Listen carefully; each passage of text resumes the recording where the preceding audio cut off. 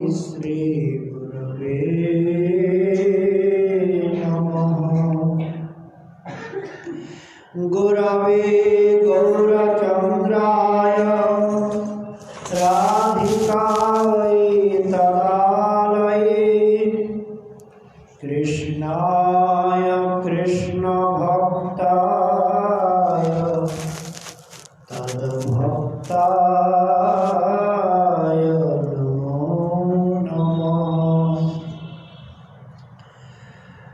पंचतत्त्वात्मकं कृष्ण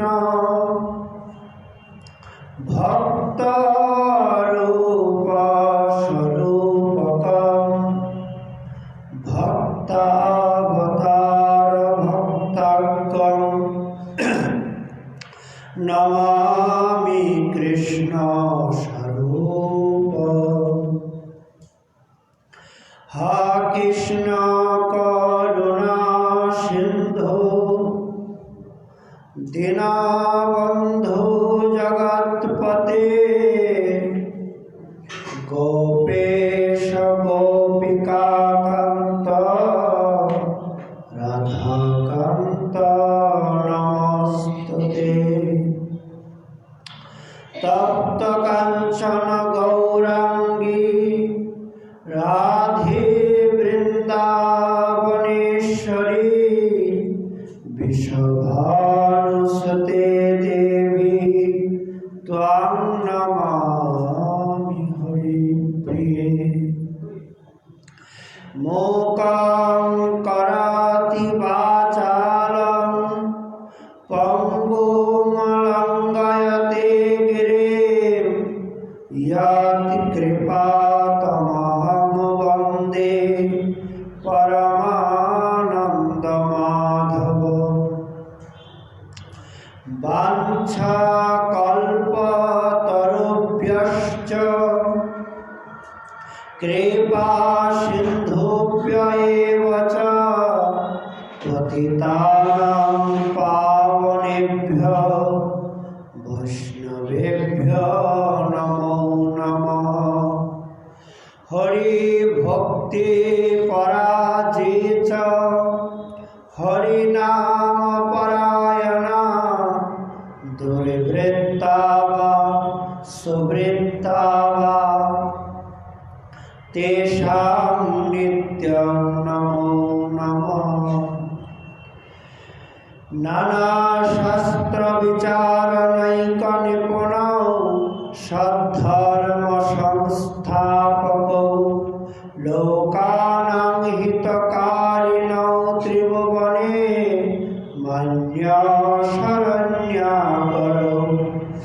राधा कृष्ण पदारविन्दे भजनानन्देन मद्दालिको वन्दे रूप सनातनौ रघुजुगौ श्रीजीव गोपालकौ। दुर्गमे पतिमेन्दस्य स्खलत्पादगतिर्मोह सकृपाजष्टिदानेन सन्त सन्त बलं।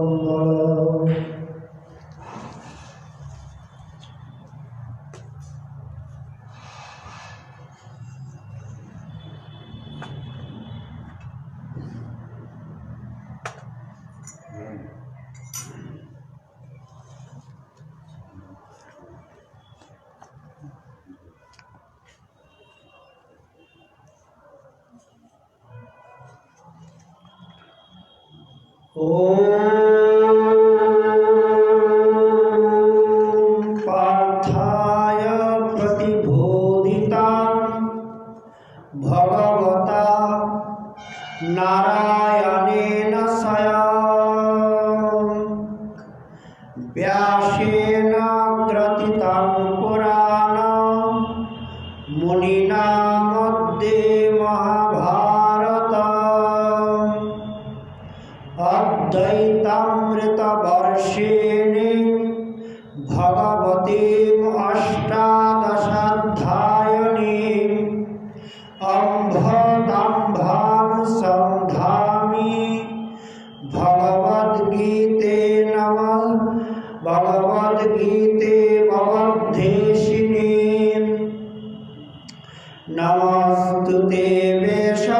विशाल बुद्धे फुल्लारविन्दायत पत्र नेत्र जेन तया भारत तैलपूर्ण प्रज्वालित ज्ञानमय प्रदीपः प्रापन्न पारिजाताय तत्र व्यत्रैकपाणये ज्ञानमुद्राय कृष्णाय गीतामृत दुहे नमः। सर्वोपनिषद गावो दुग्धान पालनन्दन पार्थवत्स श्रीमुक्तं दुग्धमृतं वसुदेवसुतं देवं कंसचाणूरमर्दनं देवकी परमानन्दं कृष्णं वन्दे जगद्गुरु। परम करुणागण विग्रह अहैतुकी कृपा स्वरूप परतत्व सीमा जगदीश्वर जगत नियंता सर्व कारणेर कारण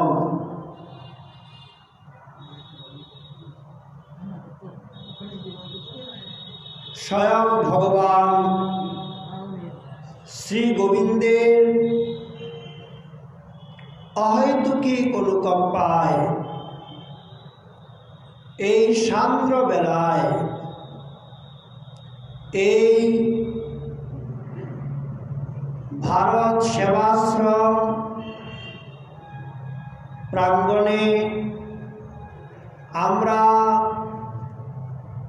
এই ভাগবতী কথা শ্রবণের সৌভাগ্য প্রাপ্ত হলাম। সর্বপ্রথম অর্চা বিগ্রহ যোদ্ধারূঢ় জগদীশ্বর শ্রীকৃষ্ণের শ্রীগোবিন্দের চরণে আমরা প্রণতি জ্ঞাপন পূর্বক সংঘাচার্য প্রণবানন্দজির চরণে প্রণাম পূর্বক তথা উপস্থিত সন্ত মহান্ত মঠাচার্য অধ্যক্ষ প্রবরের চরণে প্রণিপাত জানিয়ে আমাদের অহৌভাগ্য সদ্ভাগ্য সৌভাগ্য আজকের এই পরম পুণ্য তিথিতে এই গৌর দেশে বঙ্গভূমিতে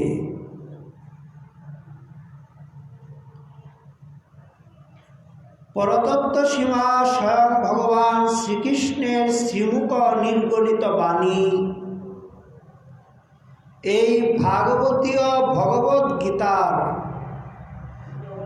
শ্রবণ কীর্তনে আমরা কিঞ্চিত অনুরক্ত আসক্ত।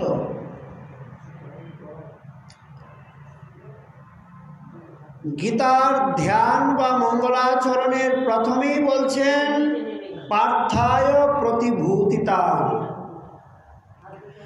ভগবতা নারায়ণেন স্বয়ং ব্যাসেন গ্রথিতাং পুরাণ মুনিনাং মধ্যে মহাভারতম।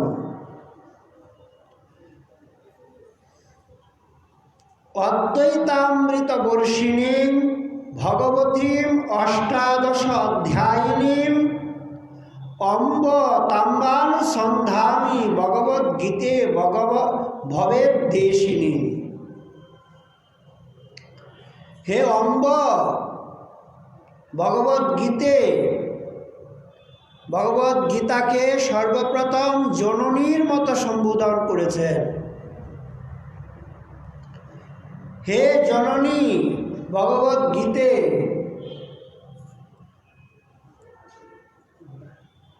অর্থাৎ মহানিমিত্ত উপলক্ষ করে ভগবত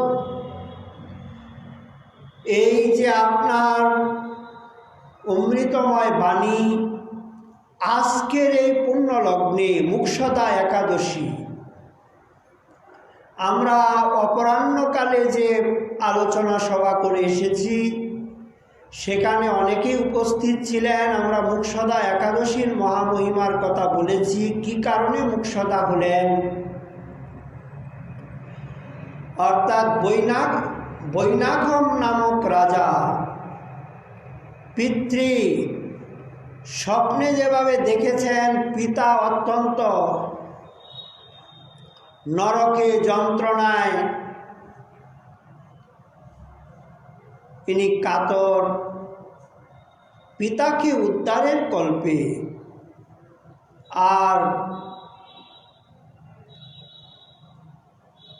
যখন পর্বতমুনি শরণাপন্ন হলেন, পর্বতমুনি যেভাবে তাকে উপদেশ দিলেন যে এই অগ্রহায়ণ মাসেরই আজকের একাদশীতে যদি আপনি নিষ্ঠার সঙ্গে একাদশী করেন তাহলে এই পুণ্যটা পিতৃদেবকে দিলে তিনি মুক্তি লাভ করবেন। মুক্ষদা মানে মুক্তিং দদাতি ইতি মুক্ষদা, যে তিথি মুক্তি প্রদান করে থাকেন।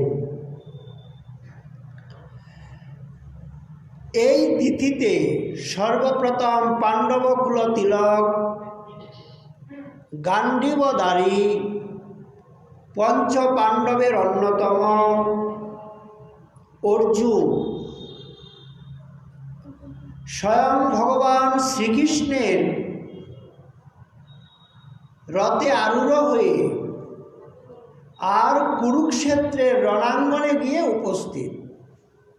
এই জন্য গীতার প্রথম শ্লোকেই আছে কুরুক্ষেত্র শব্দটা আছে। ধর্মক্ষেত্রে কুরুক্ষেত্রে সমবেতা যুযুৎসব মামকা পাণ্ডবাশ্চৈব কিম কুর্বত সঞ্জয়। কুরুক্ষেত্রের অপর একটি বিশেষণ হচ্ছে ধর্মক্ষেত্র। কেন? শতপথ ব্রাহ্মণ এবং জাবাল উপনিষদে বর্ণিত আছে এই কুরুক্ষেত্রের নাম ছিল দেবপ্রস্থান, যেখানে দেবতাগণ যজ্ঞ করতেন। পরবর্তীকালে মহারাজ কুরু যে স্থানে তপস্যা করে আর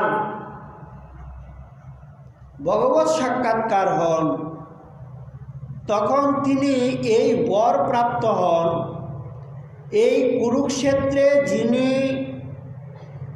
যুদ্ধে প্রাণ ত্যাগ করবে তিনি অনায়াসে স্বর্গে যাবেন। এই জন্য কুরুক্ষেত্রের অপর একটি নাম হচ্ছে ধর্মক্ষেত্র। দাপর যুগের বিশেষ তীর্থক্ষেত্র। কুরুক্ষেত্রের অলৌকিক মহামহিমা, ওখানে বিশাল বড় নারায়ণ সরোবর ভীষ্ম যেখানে সরসজ্জায় শয়ন করেছিলেন, অনেক স্মৃতি এখনো বিদ্যমান। সুতরাং এই কুরুক্ষেত্রের রণাঙ্গনে সর্বপ্রথম অর্জুন এসে উপস্থিত। অর্জুন যখন উপস্থিত হলেন, উপস্থিত হবার পরে তিনি সর্বপ্রথম প্রার্থনা করলেন ভগবানকে, অর্থাৎ সকাত তুমি আমার রথখানাকে উভয় সেনার মাঝখানে নিয়ে রাখো, আমাকে কাদের সঙ্গে যুদ্ধ করতে হবে। দেখুন, আমরাও কিন্তু যুদ্ধ করছি, কেবল অর্জুন যুদ্ধ করেছিল তা নয়, আমরাও যুদ্ধ করছি। অর্থাৎ আমাদের এই যে জীবন একটা যুদ্ধ, কুরুক্ষেত্রের যুদ্ধ প্রত্যেক মানুষই করছে। ওটা ছিল রণাঙ্গনের প্রাঙ্গণে, আর এটা হচ্ছে আমাদের দেহের প্রাঙ্গণে, মনের প্রাঙ্গণে। জীবাত্মা পরমাত্মার বিচার। জীবাত্মা আপনাকে বিষয় ভোগে বিব্রত করতে চায়, ভৌতিক সুখ স্বাচ্ছন্দ্যের প্রতি আসক্ত করতে চায়, আর পরমাত্মা আপনাকে শাশ্বত আনন্দের দিকে নিয়ে যেতে চায়। কারণ ভোগে রোগ ভয়ম, যত আমরা ভোগ করব তার দ্বারা রোগের উৎপত্তি হবে, ভবরূপ দেহরূপ। এর জন্য গীতায় ভগবান বলছেন ত্যাগাৎ শান্তির অনন্তরম, ত্যাগেই হচ্ছে পরম শান্তি। যার জন্য বারবার গীতা গীতা শব্দ উচ্চারণ করলেও ত্যাগ ত্যাগ ত্যাগ শব্দই আসে।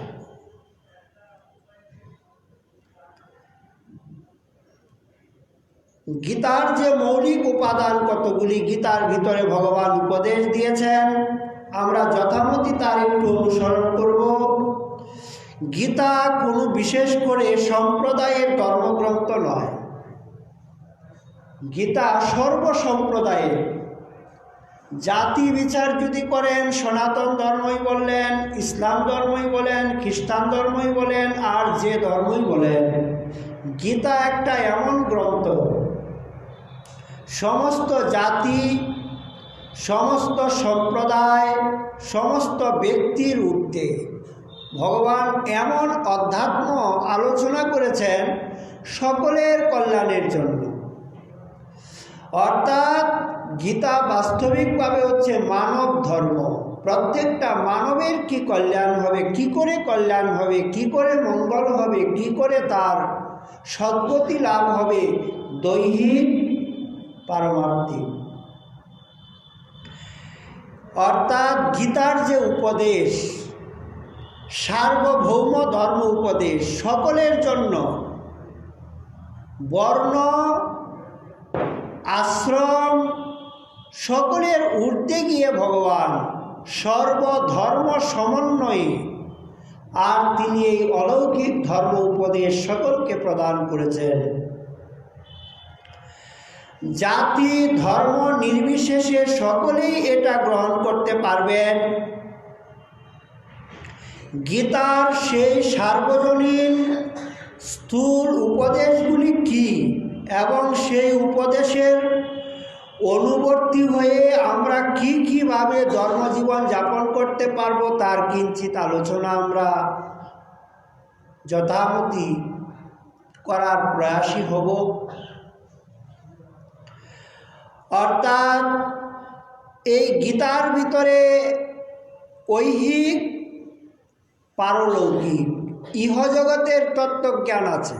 আপনার জীবনটা কেমনভাবে সুখে থাকবে, আপনার শরীর কিভাবে সুখে থাকবে, আপনার চেতনা কি করে সুখে থাকবে, আপনি কি করে সজ্ঞানে ভগবত ধামে যেতে পারবেন, ভগবত চিন্তা করে ভগবত ধামে গেলে আপনার কি গতি হবে, সর্ববিষয়ে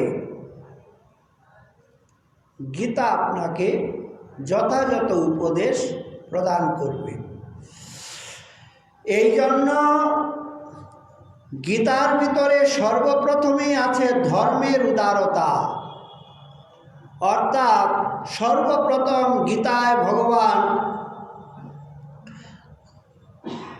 কোনো তর্ক বিতর্ক রাখেননি, সকলকে উপদেশ দেওয়ার জন্যই গীতায় ধর্মের উদারতার কথাই বলেছেন। যার জন্য সর্বপ্রথম ধর্মটা আমাদের জানতে হবে। ধর্ম কাকে বলে? ধৃ ধাতু ধারণ করা অর্থে, ভাববাচ্যে, মন প্রত্যয় যুগে, আর ধর্ম শব্দটা নিষ্পন্ন হয়। অর্থাৎ যে যা ধারণ করে তাকেই ধর্ম বলা হয়। অর্থাৎ আপনি মালা ধারণ করেছেন, তিলক দিয়েছেন, আপনি বৈষ্ণব ধর্মাবলম্বী। যিনি ঊর্ধ্বপুণ্ড ধারণ করবেন, রুদ্রাক্ষ আদি ধারণ করবেন, তিনি হচ্ছেন শৈব। এইরকম গানপ্রত্য বৈষ্ণব যে কোনোভাবে বলেন, অথবা জাতি বর্ণ বিচারে যে সংজ্ঞাই নেন, ধারণ করাকেই ধর্ম বলা হয়। ধর্মের কতগুলি লক্ষণ আছে, সংযমতা, দয়া, দাক্ষিণ্য ইত্যাদি গুণে আপনাকে প্রতিষ্ঠিত হতে হবে। এই জন্য যেমন মনে করুন দেহের কতগুলি ধর্ম আছে। একটা শিশু অবস্থায় ছিলাম, কৌমার অবস্থায় এলাম, যুবক হলাম, প্রাপ্তবয়স হলো, আবার বার্ধক্য, আবার মৃত্যু। এই জন্য গীতায় ভগবান অর্জুন যখন বিষাদগ্রস্ত হলেন, ভগবান তখন অর্জুনকে আর লক্ষ্য করে বললেন, কই হে অর্জুন, দেহিন অস্মিন দেহে যথা কৌমার যৌবনং জরা তথা দেহান্তরং প্রাপ্তং ধীরস্তত্র ন মুহ্যতি। যিনি বুদ্ধিমান মানব তিনি কখনো বিচলিত হন না যে আমার মৃত্যু হবে। মৃত্যু একটা পরম ভয়, কিন্তু হলেও যারা ধীর ব্যক্তি, শান্ত ব্যক্তি, তারা কখনো মৃত্যুতে ভয় প্রাপ্ত হয় না। দেখুন সম্রাট আকবরের নাম আপনারা সবাই শুনেছেন ভারতবর্ষের। একবার আকবর কোনো এক সাধুর কাছে গেলেন। আকবর প্রায়শই সাধু সন্ন্যাসীর কাছে যেতেন, এটা তার খুব শ্রদ্ধা ছিল। এক সময় সাধুর কাছে গিয়ে বললেন যে দেখুন, আমার তো ধর্মকর্ম করার এত সময় নেই, আমি বাদশাহ, সবসময় আমি ব্যস্ত থাকি। আচ্ছা আমাকে একটা এমন সরল সাধন পন্থা বলুন যার দ্বারা আমি অনায়াসে আমার ইষ্ট আরাধনা করতে পারব। তখন সেই মহাত্মা বাদশাহ আকবরকে উপদেশ দিলেন যে আপনি একটা কাজ করবেন, রাত্রের বেলা যখন আপনি সমস্ত কাজকাম করে ঘুমাতে যাবেন, একজনকে কেবল রেখে দিবেন, নিয়ে এসে বলবে যে আপনার মৃত্যু হবে। এতটুকু কথা, আর কিছু আপনাকে করতে হবে। তখন দেখুন আমরা যত সুখে থাকি, যত উপভোগ করি, যা করি না করি, মৃত্যুর কথাটা যদি একবার চিন্তা করি তাহলে বুকটা কেঁপে যায়। কারণ যখন, আর এটা তো ধ্রুব সত্য, গীতায় ভগবান নিজে বলছেন জাতস্যহি ধ্রুবর মৃত্যু ধ্রুব জন্ম মৃতস্য চ। যিনি জন্ম নিয়েছেন তার অবশ্যই মৃত্যু হবে, আর যিনি মৃত্যুবরণ করেছেন তার অবশ্যই জন্ম হবে। কেন? পুনরপি জন্ম পুনরপি মরণ পুনরপি জননী জঠরে শয়ন। এটা জগতের কালচক্র, এটাকে ব্যাদ করার জন্যই তো সাধনা। এই জন্ম মৃত্যুর যে চক্র, এই যে সংসারে যে চক্রটা ঘুরছে, এই জন্ম হচ্ছে, এই মৃত্যু হচ্ছে, কারণ যতদিন পর্যন্ত তার ইষ্ট সাক্ষাৎকার না হচ্ছে, ভগবত সাক্ষাৎ না হচ্ছে, মোক্ষ প্রাপ্তি না হচ্ছে, ভগবত ধামে না যাচ্ছেন, তত সময় পর্যন্ত তার এই চক্র রোধ হবে না। কিয়ে মানুষ, কিয়ে পশু পক্ষী, মনুষ্যকুলেও হতে পারে, পশু পক্ষী কুলেও জন্ম হতে পারে। এর জন্য মহাজন বলছেন, ওরে ভাই, জন্মিলে মরণ আছে, কালদূত আছে পাছে, ভুঞ্জাইবে কর্ম অনুসার। জন্ম নিলেই মৃত্যু আছে, কালদূত তোমার পিছনে আছে, জন্মিলে মরণ আছে, কালদূত আছে পাছে, ভুঞ্জাইবে কর্ম অনুসার।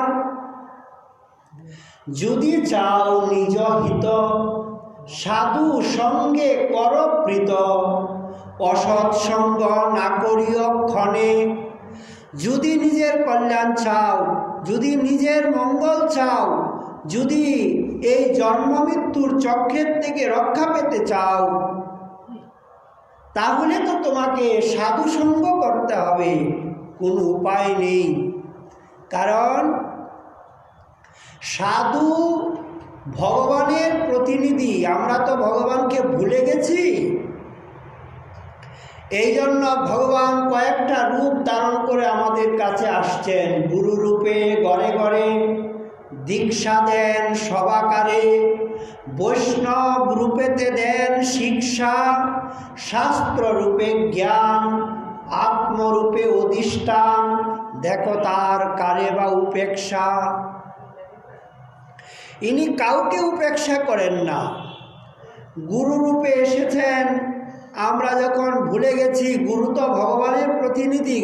ভাগবতে স্বয়ং শ্রীকৃষ্ণ বলছেন উদ্ধবকে, আচার্য মাং বিজানিয়া নাবমন্যেত কর্হিষ্ঠিত ন মধ্য বুদ্ধ্যা অসূয়েত সর্বদেবময় গুরু। আচার্য আর আমি কোনো পার্থক্য নেই। ভগবানই গুরু রূপে এসেছেন, সাধু রূপে এসেছেন আমাদেরকে চেতন দেওয়ার জন্য। আমরা তো ভুলে গেছি।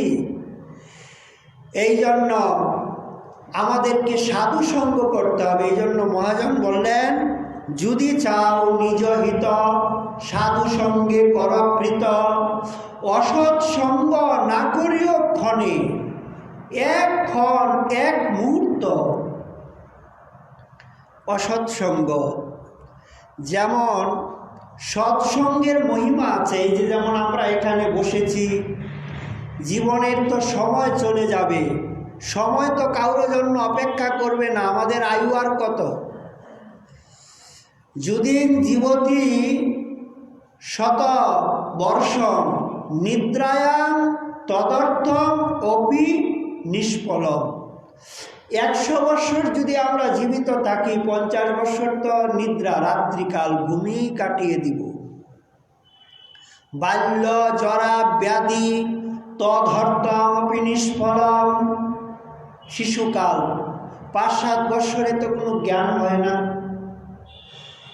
আর শরীর যখন আছে, প্রত্যেকেরই কিছু না কিছু অসুখ বিসুখ আছে। আপনি যখন হাসপাতালে যাবেন, তখন কি আর হরিভজন হবে? বৃদ্ধকালেও হয় না। অনেকে বলে যে আগে ছেলেটাকে বিয়ে দিব, মেয়েটাকে বিয়ে দিব, দায় দায়িত্ব শেষ করব, তারপরে হরিভজন করব। ও হবে না।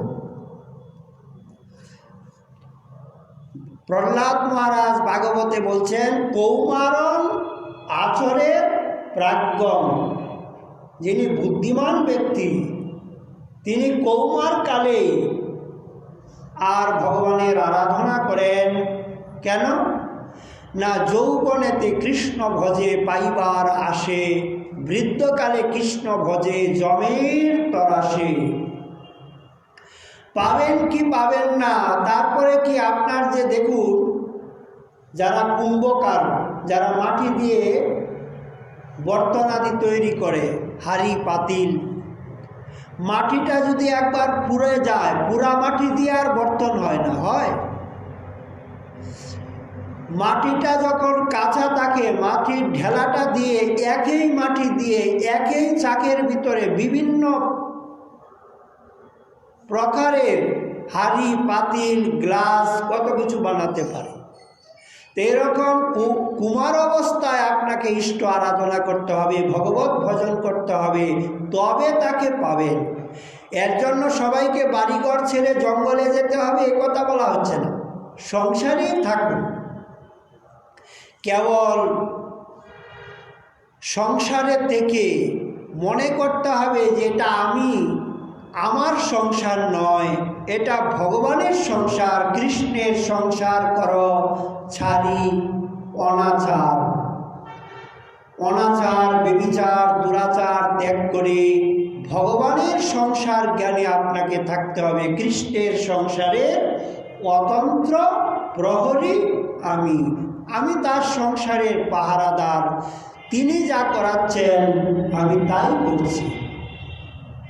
সুতরাং এই জন্য জন্ম নিলে মৃত্যু হবে, আর মৃত্যু হলে আবার জন্ম হবে। তাই গীতায় ভগবান বললেন, জাতস্য হি ধ্রুবং মৃত্যুর ধ্রুবং জন্ম মৃতস্য চ। আর তার জন্যই মহাজনের বাণী, জন্মিলে মরণ আছে, কালদূত আছে পাছে, ভুঞ্জাইবে কর্ম অনুসার, সুখস্য চ দুঃখস্য চ ন কোপি দাতা। কেউ কাউকে সুখ দিতে পারে না, কেউ কাউকে দুঃখ দিতে পারেন না। শাস্ত্র বলেন, সুখস্য চ দুঃখস্য চ ন কোপি দাতা পরম দদাতি কুবুদ্ধি রেশা।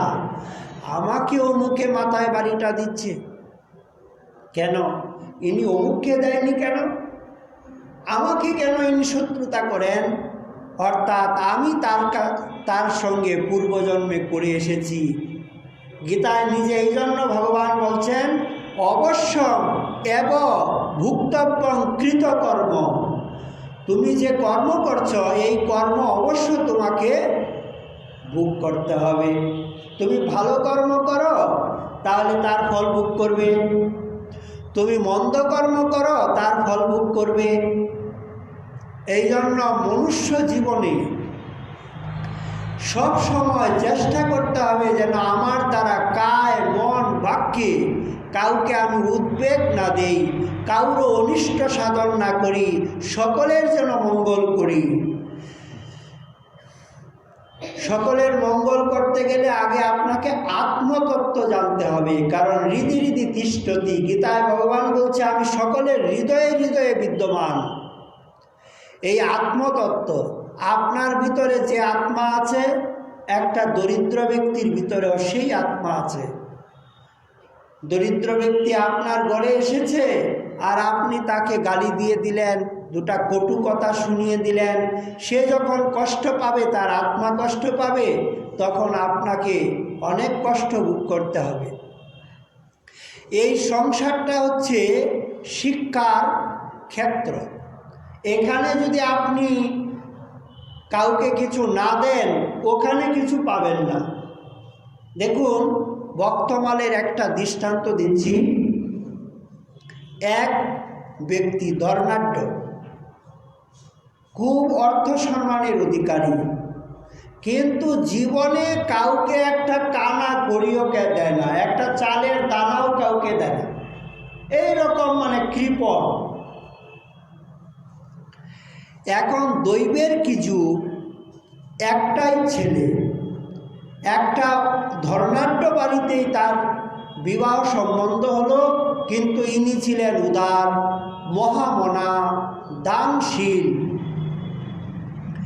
এখন ওই মেয়েটা শিশুকাল থেকে দান দেখে আসছে, বাড়িতে সবাই দান দক্ষিণা করে, দীন দরিদ্রকে ভালোবাসে, আর্তের সেবা করে। তখন শ্বশুর বাড়িতে এসে দেখে সব বিপরীত। এখানে কেবল খাওয়া দাওয়া ছাড়া, নিজের দেহ সুখ ছাড়া আর কিছুই করে না, আর কিছুই জানে না। বৌমা খুব মনে মনে অপ্রসন্ন হতে লাগলেন। ভিখারি দীনদরিদ্র আসলে দারোয়ান পাহারাদার অনেক কথা শুনিয়ে তাকে তাড়িয়ে দেয়। একদিন বৌমা উপরের থেকে আর ভিখারিকে বলছে যে, আমাদের ঘরে মহাশয় রান্না বাড়া হয় না, আমরা বাসি অন্ন খাই। কথাটা শ্বশুর মহাশয় শুনছে। তখন শ্বশুর মহাশয় বলছে, বৌমা তুমি একেবারেই অকাট্য, মিথ্যা কথাটা কি করে বললে? যার ঘরে 3 বার রান্না হয়, সত্য সবসময় উত্তম খাবার দাবারের ব্যবস্থা, আর তুমি একটা সাধারণ ভিখারির কাছে আমার দুর্নাম করে দিয়েছো, এত বাড়িয়ে বাড়িয়ে যাবে আর সবাইকে বলবে যে ইনাদের বাড়িতে রান্না হয় না, বাসি অন্ন খাওয়া দাওয়া হয়। বৌমা বললেন, বাবা আমি কথাটা এই জন্য বলছি, কেবল আজকে রান্না করে আজকে খাওয়াটাই সত্য খাওয়া নয়। আপনি যে এত টাকা পয়সার মালিক হলেন, এত অর্থ সম্মান উপার্জন করেছেন, এটা এই জন্মের সম্পত্তি নয়, পূর্বজন্মে আপনি দান করেছেন, পূর্বজন্মে পুণ্য করেছেন, সেই সৌভাগ্যে আজকে এই ভূসম্পত্তি, এই সম্মান, এই অর্থ আদি পেয়েছেন। কারণ পুণ্যের থেকেই তো হয়, আর পাপের থেকেই দরিদ্র হয়, অপরাধ। তখন বৌমা অনেক কথা বুঝালেন, অর্থাৎ এই জন্য পূর্বজন্মেরটাই আপনি খাচ্ছেন বসে বসে, এই জন্মে তো কিছু করছেন না, তাহলে পরজন্মে গিয়ে তো কিছু পাবেন না। তখন শ্বশুর মহাশয় বৌমার কথা একটু মনটা গলেছে, কিন্তু দরিদ্র তো, মানে কৃপণ, এমন দান করতে আরম্ভ করলেন যেটা কেউ নিতে পারবে না, খেতে পারবে না। গোডাউনের যে পচা গম সেগুলি দিচ্ছে। বৌমাও চতুর, লক্ষ্য করলেন গমগুলি কেমন দিচ্ছে, গুজরাটের ঘটনা। তখন ওই গম এনে আটা বানিয়ে আর তার থেকে রুটি বানিয়েছে, দেখে একেবারে সবুজ রুটি হয়েছে, মনে হচ্ছে যেন বাতু আর পোয়ারুটা। শ্বশুর মহাশয় মনে করলেন তাহলে একটা নতুন আয়োজন হয়েছে, সবার আগে ওটাকেই মুখে দিয়েছে। আর একেবারে বড়লোক মানুষ তো, একেবারে উল্টি এসে গেছে, আর গলদ থেকে ফেলে দিলেন। আর একটু রেগে গিয়ে রুষকষায়িত হয়ে বললেন, তোমার একটা ফাজলামি করার সীমা থাকা চাই, আমার কিসের অভাব, তুমি এগুলি আমাকে দিচ্ছ? বৌমা বললেন, বাবা আপনাকে তো খেতে হবে, এখন থেকে অভ্যাস করে নিন, কারণ এইগুলি দান করছেন, পরজন্মে তো আপনাকে এইগুলি দিবে, এইগুলি আপনাকে খেতে হবে, এখন থেকে অভ্যাস করুন।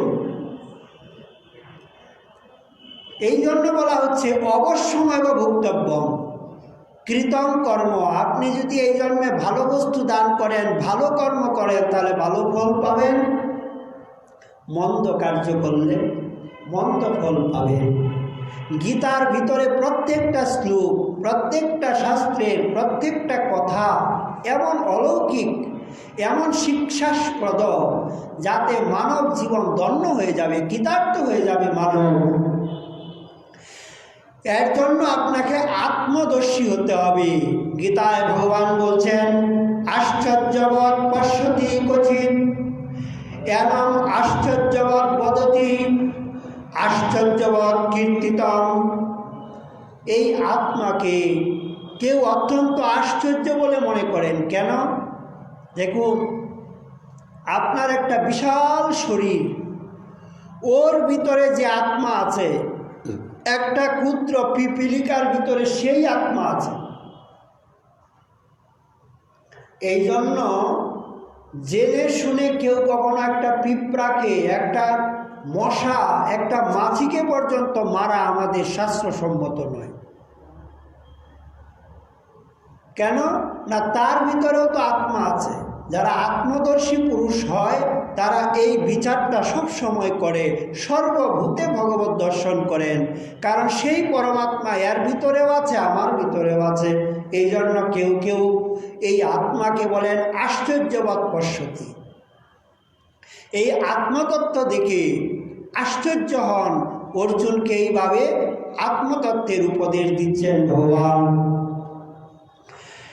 আরেকটা কথা শুনো অর্জুন, তুমি যে বলছো যুদ্ধ করবে না, ভিক্ষান্নের দ্বারা জীবনযাপন করে আর তুমি সুখী হতে চাও, এটা উত্তম কথা নয়। তোমাকে বলি তাহলে একটা সত্য কথা, অকীর্তিন চাপি ভূতানি কতয় সন্ধিতে অভ্যয়ম সম্ভাবিতস্য চাকীর্তির মরণাদ্রিতিরিচ্যতে। এই জগতে কেবল মারাটাই, কাউকে প্রহার করাটাই মারা নয়, মৃত্যু নয়। প্রাণে হত্যা করাটাই মৃত্যু নয়। যারা কীর্তিমান ব্যক্তি, যারা প্রতিষ্ঠিত ব্যক্তি, তাদের অপমানটাই মৃত্যু। যেমন দেখুন, এই তো গীতার উপদেশ ভগবান দিলেন কুরুক্ষেত্রের প্রারম্ভে, এখনো যুদ্ধ আরম্ভ হয়নি। যুদ্ধের পূর্বে যখন যুদ্ধটা শেষ হলো, যুদ্ধের শেষ দিনে হলো কি, দুর্যোধন তো সে মৃত্যুর যন্ত্রণায় ছটফট করছে। ভগ্ন উরুদণ্ডে ধৃতরাষ্ট্রপুত্রে, ভাগবত বললেন উরুটা যখন ভগ্ন হলো, ধৃতরাষ্ট্রের পুত্র দুর্যোধন তখন ছটফট করছে। এমন সময় সেই জায়গায় কে গেলেন? গুরুপুত্র অশ্বত্থমা, কৃপাচার্য। বললেন, মিত্র, তোমার যদি কোনো অন্তিম ইচ্ছা থাকে তাহলে আমাকে বলো। দুর্যোধন বলছে, দেখো ভাই, আমরা 100 ভাই, সবাই আমরা একে একে প্রাণ হারালাম, কিন্তু পাণ্ডবরা 5 ভাই, একজনের যদি অন্তত পক্ষে মৃত্যু হতো তাহলে একটু শান্তি পেতাম। তখন অশ্বত্থমা বলছে, দেখো, তুমি তো একে তাকে ওকে তোমার প্রধান সেনাপতি বানিয়েছ, আমাকে তো বানাওনি। আসলে অশ্বত্থমার সেনাপতি হওয়ার খুব বাসনা ছিল। অর্থাৎ 18 দিনের যুদ্ধের মধ্যে 10 দিন যুদ্ধ করলেন ভীষ্ম, 5 দিন গুরু দ্রোণাচার্য, 2.5 দিন কর্ণ, অর্ধ দিবস শল্য, যুদ্ধ সমাপ্ত। অশ্বত্থমার ভাগ্যে হলো না। এখন অশ্বত্থমা তখন বলছে, তুমি তো এখনো জীবিত আছো, এখনো সেনাপতি বানাতে পারো। তখন এখন সেনাপতি বানাতে গেলে মাঙ্গলিক দ্রব্য চাই, কুমকুম চাই, প্রদীপ চাই, একটা মালা চাই, অনেক কিছুর একটা মাঙ্গলিক কার্য আছে, কিছুই তো নাই। কিন্তু এই যে দুর্যোধনের উরুটা গদার দ্বারা আহত, রক্ত আছে, তো ওই রক্তটা দুর্যোধন নিয়ে আর অশ্বত্থমার ললাটে দিয়ে দিলেন। দেখুন, শত হলেও অশ্বত্থমা ব্রাহ্মণ, দুর্যোধন ক্ষত্রিয়। ক্ষত্রিয়ের একটা রক্ত ব্রাহ্মণের ললাটে, এটা তার মঙ্গল হবে না, অমঙ্গলেরই চিহ্ন। আর রক্তটাও কি পবিত্র নয়, অপবিত্র, অর্থাৎ যুদ্ধের দ্বারা আহত। বুদ্ধিটা ভ্রষ্ট হয়ে গেল, চিন্তা করছে গাছের তলায় গিয়ে কি করে আমি পাণ্ডবগণকে হত্যা করব। এমন সময় দৈবের কি লীলা দেখুন, যে গাছের তলে বসে আছে না, রাত্রের বেলা তো দেখলেন এটা ছিল কাকের বাসা। আর উলুক মানে পেঁচা। পেঁচা এসে কি করছে, রাত্রের বেলা কাকের বাচ্চাগুলিকে আর টুকরে টুকরে সবগুলিকে মেরে মেরে নিচে ফেলে দিচ্ছে। এইটাকে শাস্ত্রে বলা হয় একটা ন্যায়, কাক উলকি ন্যায়। ওইটা কাক উলকি ন্যায় এই জন্য বললেন, কাকের সঙ্গে পেঁচার কেন শত্রুতা, এটা একটু বলে যায়, না হলে বুঝতে পারবেন না। একবার হলো কি, এটা আমাদের অন্য গ্রন্থে নেই, কিন্তু ব্যাকরণ যখন পড়েছিলাম তখন পঞ্চতন্ত্র একটা গ্রন্থ ছিল, সেই গ্রন্থে এইটার বিষয়ে একটা সুন্দর গল্প ছিল।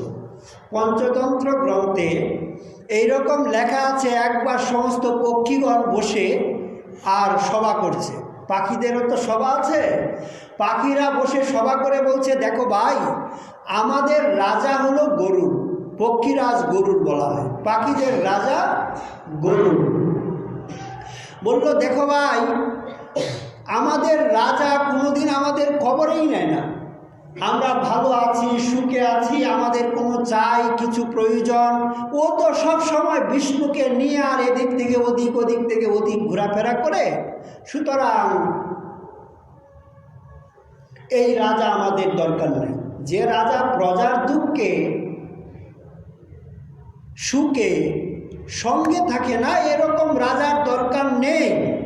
পক্ষীদের পঞ্চায়েতের মধ্যে সভা হলো, সবাই এক বাক্যে বললেন, তাহলে আমাদের কি করা উচিত? বলে, আমাদের নতুন রাজা নির্বাচন করা উচিত। আচ্ছা, তাহলে নতুন রাজা কাকে বানাবেন? কারণ পক্ষীরাজ গরুর বিষ্ণুর বাহন, একটু হিসাব নিকাশ করে তো রাজা বানাতে হবে। একবার কালিও ওর সঙ্গে শত্রুতা করে একেবারে বৃন্দাবনের কালিয়ে ওখানে আর থাকতে পারলো না, রমণক দ্বীপ থেকে এসে বৃন্দাবনে আশ্রয় নিতে হয়েছে। এই গরুরের সঙ্গে শত্রুতা করতে যাওয়া একটু বুদ্ধি বিচার করে করতে হবে। কাকে রাজা বানানো যায়? তখন বললেন, রাজা বানানো যাবে আমরাই কি কম কিসের? গরুরকে বাদ দিয়ে আমরা লক্ষ্মীকে মানে বিষ্ণুকে বাদ দিয়ে লক্ষ্মীকে ধরব? বিষ্ণুর থেকে ক্ষমতায় লক্ষ্মী তো কম নয়, অর্ধাঙ্গিনী। অর্থাৎ লক্ষ্মীর যে বাহন সে হচ্ছে পেঁচা। পেঁচাকে আমরা রাজা বানিয়ে নিব, তাহলে আমাদের কাছে থাকবে, সবসময় আমাদের খবর নিবে। তখন তাই হলো, পেঁচাকে এক সুউচ্চ আসনে বসানো হলো, সমস্ত তীর্থের থেকে মাঙ্গলিক জল আনা হলো। পাখিদের ভিতরেও তো যেমন চণ্ডাল পাখি আছে, এইরকম ব্রাহ্মণ পাখিও আছে। যেমন কুকিল, শোক, এদেরকে বলা হয় বিপ্র পাখি, এদের কণ্ঠস্বর। আর কাককে বলা হয় চণ্ডাল পাখি। ওরা সুগান করতেছেন, মাঙ্গলিক মন্ত্র উচ্চারণ করছে। হলো কি, এই সবার মধ্যে কাক ছিল না। যখন পঞ্চায়েতটা হচ্ছিল, কাক হয়তো কোথায় ছিল, পরে যখন দেখলো সব পাখিরা এক জায়গায় বিশাল আনন্দ উৎসব হচ্ছে, তখন ছুটে এসেছে। আরে ভাই, কি হচ্ছে? কেন তোমরা জানো না? তুমি জানো না এখানে আজকে আমাদের নতুন রাজা নির্বাচন হয়েছে? মহারাজ, আরে ভাই, তোমরা কাকে রাজা বানাচ্ছ? কেন? আমরা গরুরকে বাদ দিয়ে লক্ষ্মীর বাহন পেঁচককে রাজা বানাচ্ছি। বলে একটু জ্ঞান বুদ্ধি বিচার করে রাজা বানিয়েছ। আরে ও তো নিজে দিনের বেলা চৌকে দেখে না। ও আমাদের রাত্রের বেলা আমরা চৌকে দেখি না, আর দিনের বেলা ও দেখে না। রাত্রের বেলা আমাদের সবাইকে মেরে মেরে খাবে, আর ওকে রাজা বানাচ্ছ? যখন কাকের কথাটা বললো, উড়ি সব পাখির মাথা ঘুরে গেল। ঠিকই তো, এই রাজার থেকে আমাদের গরুর রাজা আছে, তার দ্বারা কোনো অনিষ্ট তো নাই। অতএব সবাই কি করলেন, ওই পেঁচাকে ওখান থেকে আর তাড়িয়ে দিয়ে, রাজা আর হলো না, পেঁচাকে ওখান থেকে তাড়িয়ে দিলেন। ওই থেকে পেঁচার সঙ্গে কাকের শত্রুতা। এটাই বলা হয় কাক উলকির নেই। ওর জন্য রাজা হতে পারেনি, ওই জন্য ওর বাচ্চাগুলিকে, ওই জন্য কাকে নিজের বাসায় ডিম্ব পারে না। কাক কুকিলের বাসায় ডিম্ব পারে, কুকিলের ইসের দ্বারা কাকের বাচ্চা হয়। কারণ নিজের বাসায় তো পেঁচার শত্রুতা, ও তো মেরে দিবে সবাইকে। ওইটাকে দেখে আর অশ্বত্থমা তখন ভাবলেন, তাহলে ওই ন্যায়টা নিতে হবে। রাত্রের বেলা সবাই ঘুমাবে, আর আমি গিয়ে ওদেরকে মেরে দিব। ওই করলেন। অশ্বত্থমা যখন যাচ্ছে, কিন্তু কৃষ্ণ আগেই এদেরকে নিয়ে অন্য জায়গায় চলে গেলেন। দ্রৌপদীর 5 পুত্র শয়ন করেছিলেন। যখন শয়ন করেছিলেন, সেই সময় মনে করলেন এরা 5 জনেই হচ্ছে পঞ্চপাণ্ডব, অন্ধকারে দৃষ্টদ্যুম্ন আর দ্রৌপদীর পুত্রকে হত্যা করে মুন্ডগুলি নিয়ে আর দুর্যোধনের কাছে গিয়ে উপস্থিত হলেন। দুর্যোধন তখন ভীমের মুন্ডটা অন্ধকারে খুঁজতে লাগলেন। ভীমের যেটা মনে করে হাতে যখন চাপ দিলেন, সঙ্গে সঙ্গে ভেঙে গেল। তখন দুর্যোধন বলছে, ভাই কি কাণ্ডটা করেছ? এ তো ভীম নয়, ভীমের পুত্র। কারণ যে ভীমের মাথায় আমি শতবার গদার দ্বারা প্রহার করেছি, কিছু হয়নি, তার মুন্ড তো হতে পারে না। তখন তো এই সুখ এবং আনন্দ দুটা একত্রিত হলো। দুর্যোধন অপ্রকট হয়ে গেলেন। এদিকে দ্রৌপদী সকালবেলা কান্না করছেন। তখন অর্জুন প্রতিজ্ঞা করলো যে এই কার্যটা যে করছে তাকে এনেই আর আমি তোমাকে তোমার এই মৃতপুত্রগুলির দাহ কার্য করব। ভগবানকে নিয়ে গেলেন। অশ্বত্থমা ভয়ে পলায়ন করছিলেন। অশ্বত্থমাকে ধরে নিয়ে আসলেন। যখন নিয়ে আসলেন, অশ্বত্থমা যখন এসেছেন, সেই জায়গায় দ্রৌপদী একটা সুন্দর কথা বলছেন, মুঞ্চতাং মুঞ্চতাং এস ব্রাহ্মণ নিতরাং গুরু মারুদি দর্শ জননী গৌতমী পতিদেবতা। মুঞ্চতাং মুঞ্চতাং, ছেড়ে দাও ছেড়ে দাও। কেন? ব্রাহ্মণ নিতরাং গুরু, ব্রাহ্মণ সকলের গুরু। তারপরে হচ্ছে এর যে জননী অর্থাৎ দ্রোণী বা গৌতমী, সে সহমৃতা হয়নি পুত্রের জন্য। আমি যেমন আমার পুত্রগুলি মৃত্যুর পরে কান্নাকাটি করছে, ও তো কান্নাকাটি করবে, তখন তো আমার পাপ হবে। এখন দুটা দল হয়ে গেল, পাণ্ডবগণের ভিতরে এক দল দ্রৌপদীর পক্ষে, মানে মহারাজ যুধিষ্ঠির দ্রৌপদীর পক্ষে চলে গেলেন, ছেড়ে দাও। আর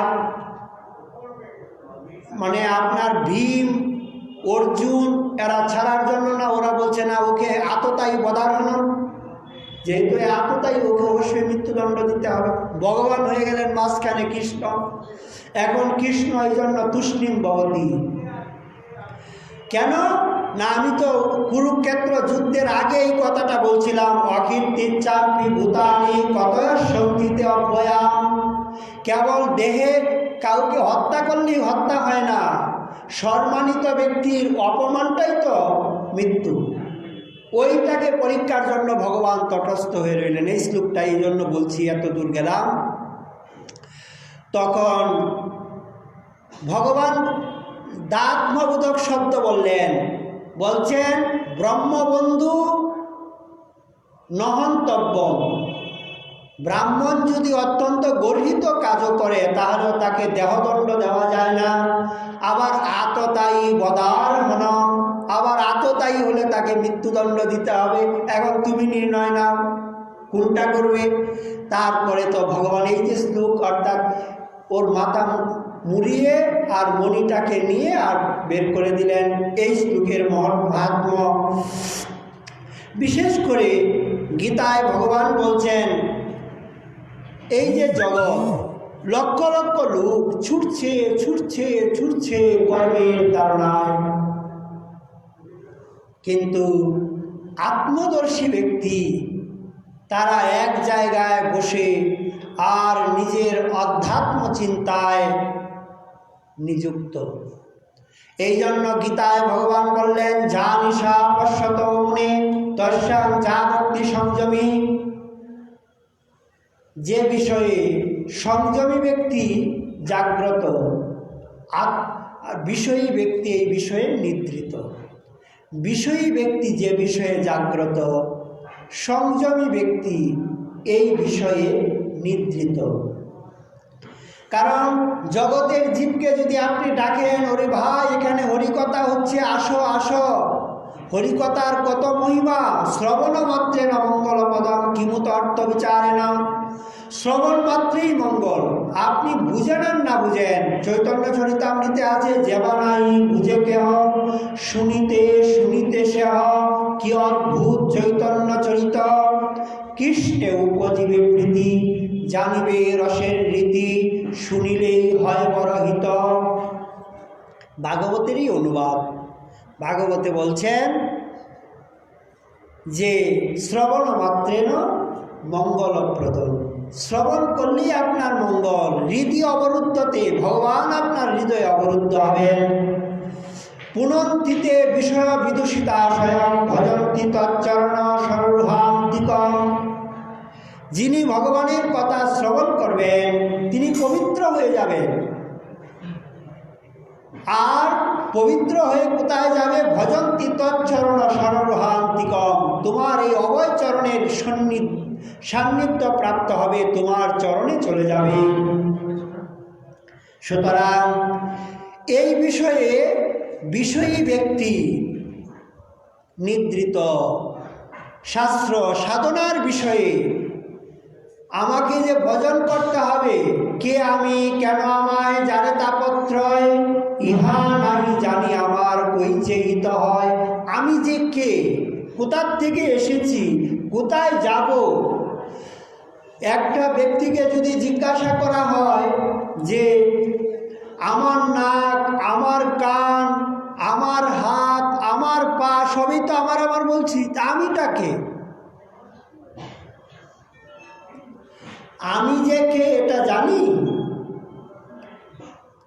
এই বিষয়ে আমি অজ্ঞ, আমি জানি না আমি যে কে, কোথার থেকে এসেছি, কোথায় যাব। এই বিষয়ে হচ্ছেন সংযমী ব্যক্তি জাগ্রত। অর্থাৎ আমি সেই পরমাত্মার অংশ, ঈশ্বর অংশ, জীব অবিনাশী, সহজ অমর সুখ রাশি, ঈশ্বরের অংশ জীব। হ্যাঁ, যজ্জতাচরতি শ্রেষ্ঠ তত্ত্বদেবৈতরজন সযৎ প্রমাণং কৃতে লোকস্তদনুবর্ততে। শ্রেষ্ঠ ব্যক্তি যে যে আচরণ করে আর আমাদেরকে শিক্ষা দেন, সেই আচরণে মানব আগিয়ে যাবেন।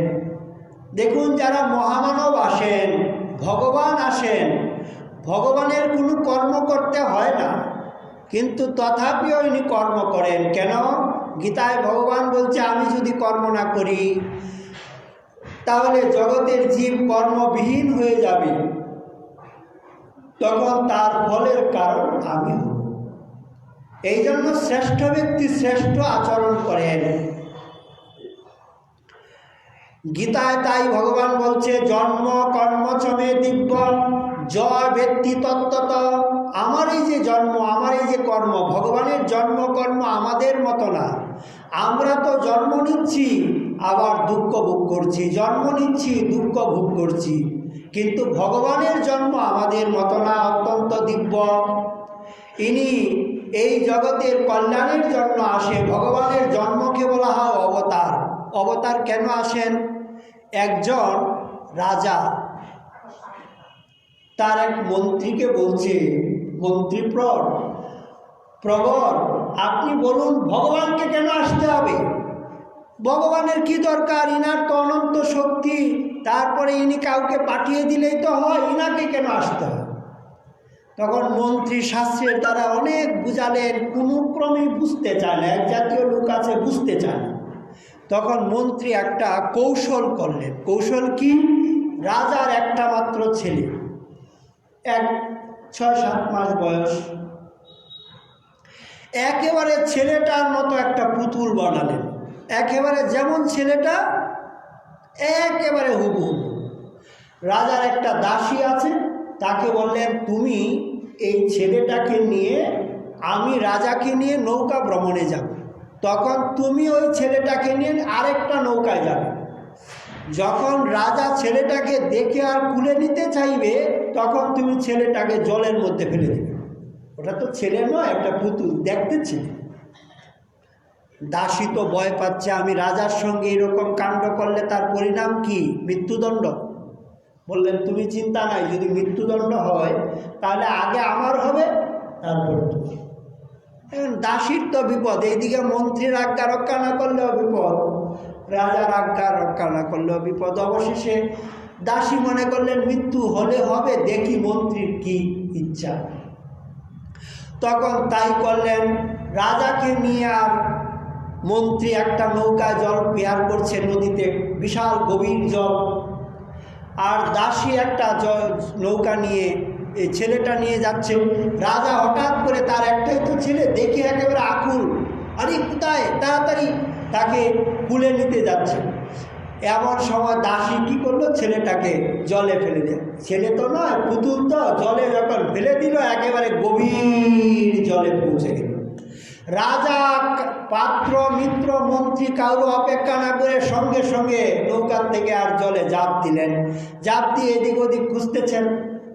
মন্ত্রী বলছে, রাজামশাই, এটা আপনার ছেলে নয়, উঠে আসুন, উঠে আসুন, উঠে আসুন। আরে বলো কি? আমার ছেলেটা এখন ঝাঁপ দিয়েছে, ওকে না বাঁচালে আমি বেঁচে থেকে কি কাজ? মন্ত্রী বলছেন, মহারাজ, এটা একটা পুতুল। তখন তো রাজা একেবারে রেগে গেলেন। সঙ্গে সঙ্গে রাজ দরবারে গিয়ে মন্ত্রীকে ডাকা হলো, এখনই প্রাণদণ্ড দেওয়া হবে। তখন মন্ত্রী বলছে, মহারাজ, আমি প্রাণদণ্ড নিতে প্রস্তুত, কিন্তু আগে আপনাকে একটা উত্তর দিতে হবে, তারপরে আপনি আমাকে যা দণ্ড দিন। বলে, বলো কি বলতে চাও? বললেন, মহারাজ, আমরা এত পাত্র, মিত্র, মন্ত্রী সবাই তো ছিলাম, আরে আপনার ছেলেটা পড়ে গেছে, আমাদেরকে পাঠাতে পারতেন, আমরা তুলে আনতাম। সবাইকে রেখে সবার আগে আপনি জাটটা দিলেন কেন? বলে, ছেলেটা তো আমার, তার প্রতি যে মমতা আমার, এটা তোমাদের এতটা নাই, তোমাদেরকে বলার সময়টা আমার নেই। তখন মন্ত্রী বলছে, ভগবানেরও এই রকম, ভগবান ভক্তবৎসল, ভক্তের যখন বিপরীত স্থিতি দেখে, এই জন্যই তো গীতায় বলছে অনুগ্রহায় ভক্তানাং, ভাগবতে শ্লোক, অনুগ্রহায় ভক্তানাং মানসিক তনুমাশ্রিত, মানে ভক্তগণের প্রতি অনুগ্রহ করে ইনি মানসিক দেহ আশ্রিত করে। আর গীতায় বলছে যদা যদা হি ধর্মস্য গ্লানির্ভবতি ভারত অভ্যুত্থানম অধর্মস্য তদাত্মনঃসৃজাম্যহং পরিত্রাণায় সাধুনাং বিনাশায় চ দুষ্কৃতাং ধর্ম সংস্থাপনার্থায় সম্ভবামি যুগে যুগে। এই যে সাধুনাং, এই জন্য ভগবানের যে অবতার শঙ্কা করা যাবে না। ভাগবত বলছেন অবতার যশঙ্কেয়া হরের সত্য নিদের দ্বিজা যতা বিদাসীন কুল্যা সরসু সহস্রশ ঋষয় মানব দেবা মনুপুত্র বহুযশ কলা সর্বে হরেরেব সপ্রজাপদস্ততা। পৃথিবীর যত বালুকণা ধূলিকণা কেউ গণনা করতে পারেন, কিন্তু ভগবানের অবতার কেউ গণনা করতে পারবে না। আকাশের তুষার কণাকে গণনা করা সম্ভব হতে পারে, কিন্তু ভগবানের অবতার গণনা সম্ভব হবে না। কেন? এই যে দ্রৌপদী বিপদগ্রস্ত হলো, নিরুপায় হয়ে সবার কাছেই তো গেলেন, কেউ যখন শরণ দিল না তখন বিপদভঞ্জন মধুসূদনকে ডাকলেন, ভগবান বস্ত্ররূপে আসলেন, প্রত্যক্ষ আসেনি, এটাও তো অবতার, বস্ত্ররূপে উনি অবতার নিলেন কিনা। আপনি যখন বিপদগ্রস্ত হচ্ছেন তখন ভগবানকে স্মরণ করছেন, আপনার বিপদ থেকে ইনি একটা না একটা উদ্ধার উপায় করে দিয়ে আপনাকে রক্ষা করে যাচ্ছেন, এটাও তার অবতার। অবতার মানে অপ্রপঞ্চের থেকে প্রপঞ্চে অবতরতি ইতি অবতার, নেমে আসেন ভক্তের সুখ দুঃখ কাতর যন্ত্রণা অশান্তি দেখে। এই জন্য ভগবানের যে জন্ম এবং কর্ম আমাদের মতো না, আমরা যে কর্ম করি এটা বন্ধনের কারণ হয়, ভগবানের কর্ম নির্লিপ্ত। এই জন্য ভগবান গীতায় বলছে, গীতার শ্লোকের অনুবাদ চৈতন্য চরিতামৃতে, আমি তো জগতে বসি না জগৎ আমাতে, আমি জগতে বসি না আবার জগৎ আমাতে না। এই জন্য বলছে, অর্থাৎ জ্ঞানম পরমগুজ্জম যদ্বিজ্ঞান সমন্বিতম সরহস্য তদঙ্গঞ্চ গৃহানুগদিতম ময়া যাবানহং যথা ভাব যদ্রূপ গুণকর্মক ততৈব তত্ত্ব জিজ্ঞাসু জিজ্ঞাসনা নাত্মনঃ। অর্থাৎ না জগতের বাইরে ইনা ভিতরে কি কিছু আছে, না জগতে ইনি ছাড়া কিছু আছে। বিষ্ণু সর্বত্র অস্থির। ভগবান বিষ্ণু শব্দের অর্থ হচ্ছে বিষ্লি ধাতু, ব্যাপ্তি অর্থে সব জায়গায় আছে। যেমন যখন প্রহ্লাদকে জিজ্ঞাসা করলো হিরণ্যকশিপুর, কি এই স্তম্ভের ভিতরে বিষ্ণু আছে? বলে হ্যাঁ, এটার ভিতরে আছে। প্রকাশ হলো কি না? সব জায়গায় ইনি আছেন, কিন্তু আমরা দেখতে পাই না। দেখুন, এই দক্ষিণ ভারতের নামদেবের চরিত্র আপনারা পড়বেন। নামদেবের চরিত্রে আছে, নামদেব একদিন এক জায়গায় যাচ্ছে, এখন বন্য রাস্তা, বনের ভিতর দিয়ে। বনের রাস্তা কিন্তু খুব আঁকা বাঁকা হয়, প্রায়শ লোকজন পাওয়া যায় না, অপরিচিত জায়গায় যাচ্ছে। দুটা রাস্তা, এই দিকে একটা, এই দিকে একটা। এখন নির্ণয় করতে পারছে না যে আমি এই দিকে যাব কি এই দিকে যাব। হঠাৎ করে দেখলেন মাঝখানে একটা পাথর, প্রস্তরখণ্ড। তখন ওটাকেই প্রণাম করে আর বলছে, তুমি আমাকে রাস্তাটা বলে দাও, আমি কোন দিকে যাব। তখন ওর ভিতর থেকে তার এই যে সরলতাটা, তার এই ঐকান্তিকতা দেখে ভগবান বিট্ঠল ওখান থেকেই প্রকট হয়ে গেলেন। বলছে, নামদেব এই দিকে যাও। তখন বলছে, জয় জয় ঠাকুর, তুমি এখানে কি করে প্রকট হলে? বলে, আমি না, এরকম জায়গা আছে? আমি তো সব জায়গায় আছি, স্থলে বিষ্ণু, জলে বিষ্ণু, অনলে অনিলে ভূতলে, সর্বত্র বিষ্ণু, সব জায়গায় আছে। এই জন্য বিষ্লি ধাতুর অর্থই হচ্ছে ব্যাপ্তি, সব জায়গায় ইনি আছেন। তাই ভগবানের যে কর্ম আমাদের মতো না, এই জন্য গীতায় ভগবান বললেন জন্ম কর্মচমিত দিব্যম, অত্যন্ত অপাকৃত। ভগবান যখন জন্ম নেন তার জন্মটাও অলৌকিক। যিনি এই জন্মকর্মের রহস্যটা তত্ত্বত জানেন, সেই ব্যক্তির আর পুনর্জন্ম হয় না। এবং আরেকটা সুন্দর কথা বললেন ভগবান, আমাদের কষ্ট কেন, দুঃখ কেন, অশান্তি পাই কেন? তার উত্তরে অর্জুনকে বলছেন, হে অর্জুন, যদৃচ্ছা লাভে সন্তুষ্ট। তুমি যতটুকু পেয়েছ এতটুকুতে তুমি সন্তুষ্ট থাকো। আমরা সন্তুষ্ট নই। আমাদের ভিতরে আশার তরঙ্গ চলছে। আশার তরঙ্গটা কীরকম, একটা ভক্তমালের দৃষ্টান্তে আপনারা সহজে বুঝবেন, এই জন্য, কারণ গীতাটা তো খুব কঠিন। এক ব্যক্তি ঘি কিনতে গেছে, তখনকার দিনে সস্তা ঘি, 10 টাকা দিয়ে এক মাটির হাঁড়ি ভরে ঘি কিনেছে। 10 টাকার একটা বিশাল বড় মটকা। 2 আনার একটা কর্মচারী নিয়েছে এটাকে বহন করে বাড়িতে নিয়ে আসার জন্য। এখন যখন ঘিটা নিয়ে আসবে না, যে কর্মচারীটা নিয়েছে সে মনে মনে চিন্তা করছে, আমি 2 আনা যদি আজকে পাই তাহলে 2 আনা দিয়ে আমি একটা ছাগল কিনবো, ছাগলের বংশ বিস্তার হবে। আমরা তো তাই চিন্তা করি। আমাদের চিন্তাটা কি? এই তো আমাদের সংসার। 2 আনা দিয়ে ছাগল কিনবো, ছাগলের বংশ বিস্তার হবে, এইগুলিকে বিক্রি করে একটা গাভী কিনবো, গাভীর যখন বংশ বিস্তার হবে তখন একটা ঘোড়া কিনবো, ঘোড়ার বংশ বিস্তার হবে, তখন বিবাহ করবো। 2 আনার থেকে চিন্তা চলছে, মাথার মধ্যে ঘিয়ের মটকা, মাটির হাঁড়ি, চিন্তা করে করে আসছে। তখন আবার বিবাহ হবে, তখন একটা ছেলে হবে। এখন ছেলেটা যখন হলো তখন স্বামী স্ত্রীর মধ্যে দ্বন্দ্ব পড়াশোনা নিয়ে। স্ত্রী বলছে আমি ইংলিশ মিডিয়ামে পড়াবো, আর স্বামী বলছে হিন্দিতে পড়াবো। এখন দুজনের মধ্যে দ্বন্দ্ব হয়ে আর মাথার মধ্যে যে মটকা আছে হাঁড়ি, ওটা ভুলেই গেল। আর তার স্ত্রীকে আবেশ এসে গেছে, তো একটা চপে টাকা দিচ্ছে, এই দিক দিয়ে মাথার থেকে আর এই ঘিয়ের পাত্র পড়ে আর মাটির মধ্যে গড়া করে দিচ্ছে। এখন যে মালিক 10 টাকার ঘি নষ্ট হয়ে গেছে, সে তো হাইতাশ করছে, তাকে 2-4টা মারধরও করছে। আরে ঘি তো আর মাটিতে পড়লে আর তোলার কিছু থাকে না। তখন বলছে, মহারাজ আপনার কি গেল 10 টাকা, আর আমার তো সংসারটাই চলে গেল। তোমার সংসারটা বলে, আমি 2 আনার থেকে এত দূর গিয়েছিলাম, এটাই হলো আমাদের সংসার। আমাদের এই চিন্তা, এরপরে এই করবো, এরপরে এই করবো, এরপরে এই করবো, এই হচ্ছে আমাদের বাসনা। অর্জুন ভগবানকে বলছেন যদৃচ্ছা লাভে সন্তুষ্ট। ভগবান যা দিচ্ছে তাতে তুমি সন্তুষ্ট থাকো, তাহলেই তোমার কল্যাণ।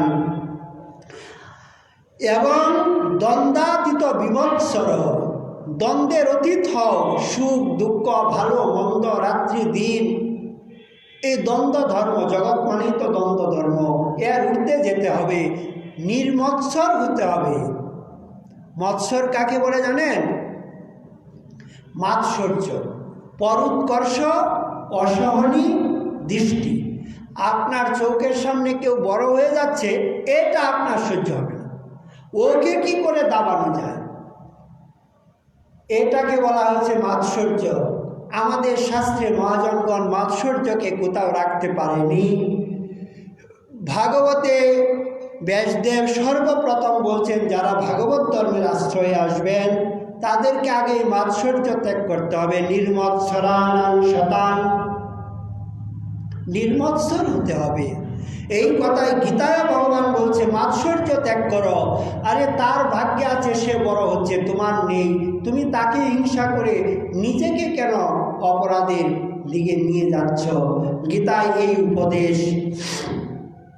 এবং যা কিছু করো তা আমাকে অর্পণ করো। গীতায় ভগবান বললেন ব্রহ্মার্পণম ব্রহ্মহবির ব্রহ্মাগ্নো ব্রহ্মণাহুতম ব্রহ্মৈবতন গন্তব্যম ব্রহ্মকর্ম সমাধিনা।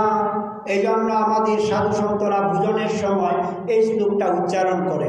সবই তো জগতে পরব্রহ্মের বস্তু, যা ভোজন করছি সবই তাকে অর্পণ করেই আর পাওয়া হচ্ছে।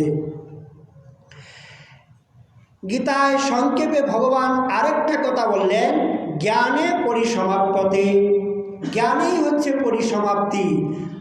গোপালতাপনি শ্রুতিতে আছে, জ্ঞাত্বা সর্বপাশ অপহানই ক্ষীণের ক্লেশর জন্ম মৃত্যুর প্রহানি।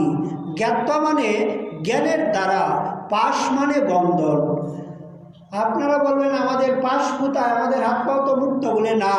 সংসার দুঃখ জলদৌ পতিতস্য কামক্রোধাদিনাক্রময়ী কবলীকৃতস্য দুর্বাসনা নিগরিতস্য নিরাশ্রয়স্য চৈতন্যচন্দ্র মম দেহি পদাবলম্বম। এখানে প্রভুদানন্দ সরস্বতী পাদ লিখছেন, দুর্বাসনা নিগরিতস্য, দুর্বাসনা রূপী রজ্জুর দ্বারা আমাদেরকে বেঁধে রেখেছেন। দেখা যায় না, দেখা গেলে তো একটু আমরা খোলার চেষ্টা করতাম। এমন একটা রজ্জু দিয়ে বেঁধে রেখেছেন যেটা দেখা যায় না, দুর্বাসনা রূপী রজ্জু। আবার কি, একটা জীবিত ব্যক্তিকে যদি সাগরের মধ্যে ফেলে দেন, আবার যদি হাত পা বেঁধে ফেলে দেন, আবার যদি ভয়ঙ্কর জীবজন্তু আপনাকে কেটে কেটে খায়, তখন আপনার কতটা যন্ত্রণা হবে। এই জন্য বলছে সংসার দুঃখ জলদৌ, সংসার হচ্ছে দুঃখের জলদি মানে সমুদ্র। সংসার দুঃখ জলদৌ পতিতস্য, আপনি এখানে পড়ে গেছেন কাম ক্রোধাদি নক্রময় কবলীকৃতস্য। কাম ক্রোধ রূপী নক্রম মানে কুমির, হাঙ্গর, এগুলি আপনাকে ছিঁড়ে ছিঁড়ে খাচ্ছে। গীতায় অর্জুন প্রশ্ন করলেন যে এই কখনো রাগ, কখনো দেশ, কখনো ক্রোধ, কখনো কাম কেন আসে? কাম এসো ক্রোধ এসো রজগুণ সমুদ্ভব। এই আমাদের রজগুণ, আমাদেরকে সত্যগুণে যেতে হবে। এই যে এই আশ্রম প্রাঙ্গণে বসে যে আমরা শান্তিটা পাচ্ছি, আশা করি এই শান্তি আপনি গৃহ প্রাঙ্গণে পাবেন না। এই জন্য ছুটে আসতে হবে আশ্রমে, মহতের সান্নিধ্যে, হরিকথার প্রাঙ্গণে, ভগবত আরাধনে, তবেই শান্তি। এই জন্য গীতায় বলছেন জ্ঞাত্বা সর্বপাশ অপহানই গোপালতাপনি শ্রুতি, জ্ঞানের দ্বারা সমস্ত পাশকে ছেদন করতে হবে। গীতায় এই কথাই ভগবান বললেন, জ্ঞানে পরিসমাপ্যতে, জ্ঞানেরতেই সমস্ত কিছুর পরিসমাপ্তি হবে। তদ্বিদ্ধি প্রণিপাতেন পরিপ্রস্থেন সেবয়া। তাহলে জ্ঞান কি করে লাভ করা যাবে? বিদ্যা তিন প্রকারে লাভ করা যায়। এক হলো অর্থের দ্বারা। আপনার প্রচুর টাকা পয়সা আছে, স্কুলের শিক্ষক রেখে, তবে বিদ্যা শব্দটা অনেক কঠিন। বিদন্তি অনয়া ইতি বিদ্যা, অর্থাৎ বিদ জ্ঞানে, বিদ্যি লাভে, বিদ সত্তায়াম, বিদ বিচরণে, চারটা ধাতুর থেকে বিদ্যা শব্দ নিষ্পন্ন হয়। অত্যন্ত রহস্যপূর্ণ শব্দ। বিদ্যা কাকে বলে? ভাগবত বললেন সা বিদ্যা তন্ময়ী মতির যা। ভগবানের চরণে যার মতি হয় তাকেই তো বিদ্যা বলে, নয়তো জড়বিদ্যা যত মায়ার বৈভব অনিত্য সংসারে জীবকে করো এক গাধা। আমাদেরকে আমরা পড়াশোনা করলাম, এখন গাধা বানিয়ে দিয়েছে, চাকরি করতে হবে। গাধা যেরকম সারা জীবন এই চিনির বোঝা বহন করে, কিছুই আস্বাদন করতে পারে না, জীবনটাই বরবাদ। 50 বছর চাকরি টাকরি করে আর শরীরের এই 2-4 পেটের ধান্দা। এই জন্য বললে লোক পড়ে কেন? কৃষ্ণ জানিবার তরে, যদি নয়তো বিদ্যায় কি ফল ধরে? এই জন্য শাস্ত্রে বলছেন চারিবেদ সদর্শন করিয়া সে অধ্যয়ন, সে যদি গৌরাঙ্গ নাহি ভজে বৃথা তার অধ্যয়ন। লোচন বিহীন জন অন্ধের দর্পণে কিবা কাজে? একটা অন্ধ ব্যক্তির সামনে একটা দর্পণ এনে দিলে কি দেখবে সে? বেদবিদ্যা দুই কিছু নাই জানত, সে যদি গৌরাঙ্গ করে সার নয়ন আনন্দ বনে, সেই সে সকলই জানে সর্বসিদ্ধি করতলে তার। সুতরাং জানতে হবে বুঝতে হবে, তবেই পাশ ছিন্ন হবে। এই জন্য কী করে জানবেন? অর্থের দ্বারা বিদ্যা হয়, আর কিসের দ্বারা? মেধার দ্বারা বিদ্যা অর্জন হয়। আরেকটা হয় গুরু সেবা শুশ্রূষার দ্বারা। তবে 3 প্রকারের ভিতরে গুরু শুশ্রূষাকে মুখ্য পরাবিদ্যা লাভের উপায় বলা হয়েছে। বিদ্যা আবার 2 প্রকার, জড়বিদ্যা এবং পরাবিদ্যা। জড়বিদ্যার সম্পর্কে বললাম মায়ার বৈভব, এই সংসারের ঊর্ধ্বে আর কিছুই জানতে দেয় না। পরাবিদ্যা হচ্ছে ভগবত সাক্ষাৎকার করিয়ে দেয়। এই জন্য পরাবিদ্যা লাভ করতে গেলে ভগবান বললেন তদ্বৃত্তি প্রণিপাতেন পরিপ্রশ্নেন সেবয়া। যখন আপনার এই পরাবিদ্যা লাভ হবে তখন আপনি কেমন হবেন সেই সম্বন্ধে গীতায় ভগবান বলছে বিদ্যা বিনয় সম্পন্নে ব্রাহ্মণে গভীরস্থিনে শুনিচৈব সভাগে চ পণ্ডিতা সমদর্শিন। পণ্ডিত কাকে বলেন? কেবল নামের আগে একটা পণ্ডিত লিখলে তো হবে না। পণ্ডিত হতে গেলে সমদর্শী হতে হবে। হিতু উপদেশে একটা শ্লোক আছে, হিতু উপদেশে বলছেন আত্মবৎ সর্বভূতেষু, সমস্ত আত্মাকে যিনি সমান দেখেন। পরদ্রব্যেষু লুষ্টবৎ, অন্যের সোনা পড়ে থাকলেও তাকাবে না। মাতৃবৎ পরদারেষু য পশ্যতি সপণ্ডিত। আবার পণ্ডিত আবার 4 প্রকার আছে। সবায়াং পণ্ডিতা কেজি, কোনো ব্যক্তি আছে ভালো একটা সভা সমিতি হলো, একেবারে সবাইকে ভালো ভালো কথা শুনিয়ে আর খুব নাম দাম উচ্চারণ খুব ভালো অর্জন করলেন, সবার ভিতরে পণ্ডিত। আবার হচ্ছে পণ্ডিতা পণ্ডিতা কেজি, আবার বাক বিতণ্ডা করে পণ্ডিতগণকে পরাজিত করে ইনি পণ্ডিতগণের ভিতরে জয়পত্র নিয়ে আবার পাণ্ডিত্য অর্জন করেন। এই জন্য বলেন পণ্ডিতা পণ্ডিতা কাচিত। আবার হচ্ছে গৃহেষু পণ্ডিতা কাচিত, স্ত্রীর সামনে খুব বড় বড় গল্প করবে, আমি এই পারি সেই পারি, আসলে কিছু পারে না, গৃহে পণ্ডিত। আবার বলছে মূর্খানাং পণ্ডিতা কাচিত, যেখানে কেউ কিছু জানে না ওখানে বড় বড় কথা বলবে। এরকম পণ্ডিত না। পণ্ডিত হতে গেলে গীতায় যে বলছেন বিদ্যা বিনয় সম্পন্নী, অর্থাৎ বিনয়তা গুণ। বিদ্যা কি দেয়? এই জন্য হিতু উপদেশে আছে বিদ্যা দদাতি বিনয়ম, বিনয়াত জাতি পাত্রত্বাৎ, পাত্রত্বাৎ ধনমাপ্নতি, ধন ধর্মং তদনুজয়। বিদ্যা আমাদেরকে বিনয়তা গুণ দান করেন। বিনম্রতাই হচ্ছে ফলবন্ত বৃক্ষ আর গুণবন্ত জন, নম্রতা হয় তার ভূষণ। এই জন্য গীতায় বললেন তখন সেই ব্যক্তি ব্রাহ্মণকে এবং চণ্ডালকে এবং কুকুরকে পর্যন্ত বন্দনা করেন। আমাদের বেশাবতা লিখছে ব্রাহ্মণ চণ্ডাল কুকুরান্ত করি, দণ্ডবৎ করিবে বহুমান্য করি, এই সে বৈষ্ণব ধর্ম কর মহত্ব, ইহা জানি আচরিতে করহ যতন। এবং যোগীর সম্পর্কে বলছেন যিনি যোগ সাধনা করবেন একাকী যত চিত্তাত্মা নিরাশী পরিগ্রহ। যোগী ব্যক্তি একা থাকবেন। কেন? যদি বহু লোক থাকে তাহলে না সাধনা হবে না। কিন্তু কর্মযোগী ভক্তযোগী তাদের সংখ্যা আলাদা, তারা বহুজনের সঙ্গে থাকবেন। এই বিশ্বে তিনি ছাড়া কিছু নেই। মত্তপরতরং নাস্তি যৎকি কিঞ্চিদস্তি ধনঞ্জয়। যেমন একটা ফুলের মালা, একটা সুতার মধ্যেই তো সব ফুলগুলি আছে। ভগবান বলছে এই বিশ্বে সব কিছু আমার মধ্যেই আছে, আমি ব্যতীত কিছুই নাই। তাদের ভিতরে তেষাঙ্গেন নিত্যাসক্ত একভক্তি বিশিষ্যতে, তাদের ভিতরে জ্ঞানীকে শ্রেষ্ঠ বলা হয়েছে। বহুনাম জন্মনামন্তে জ্ঞানবান মাং প্রপদ্যন্তে বাসুদেব সর্বমিতি সমহাত্মা সুদুর্লভ।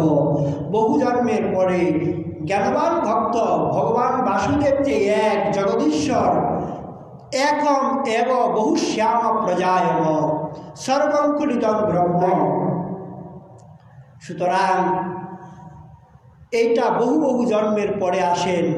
বহুনাম জন্মনাম অন্তে জ্ঞানবান মাং প্রপদ্যন্তে, তখন সে আমার শরণ নেয়। বাসুদেব সর্বমিতি সমহাত্মা সুদুর্লভ। এই বালুরঘাটে কি এই কয়জন লোক?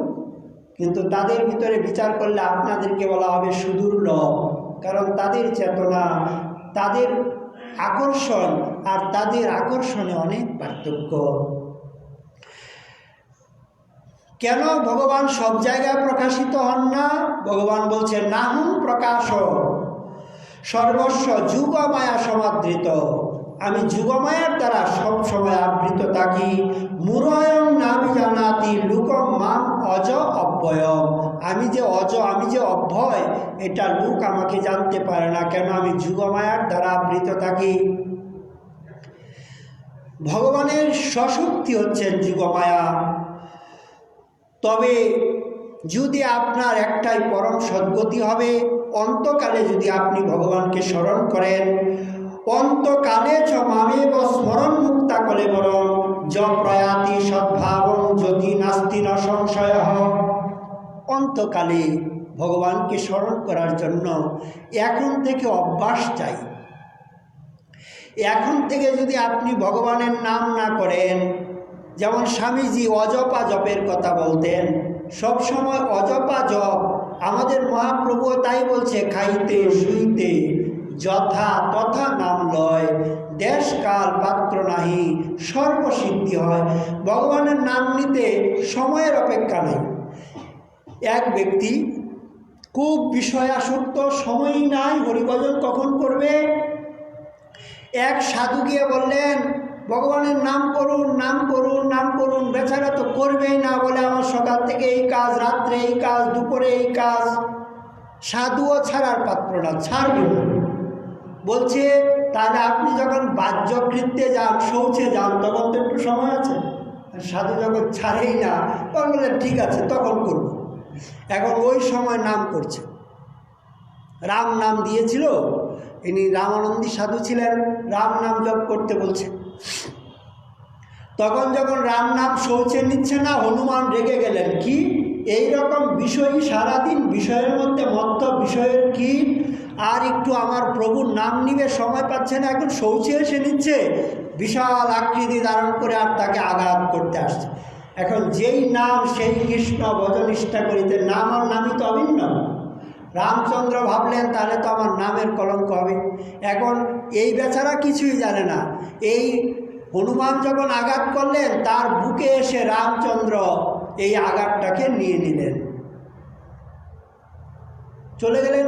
হনুমান তো আঘাত করে চলে গেল। হনুমানও যা করেছেন এই ব্যক্তি কিছু জানে না, রাম যা করেছে এই ব্যক্তি কিছুই জানে না। তখন হনুমান যখন রামচন্দ্র স্নান করবে, নিত্য সেবক তো তৈলমর্দন করতে গেছে, এখন থেকে রামের বক্ষে একটা বিশাল বানরের চরণের আঘাত।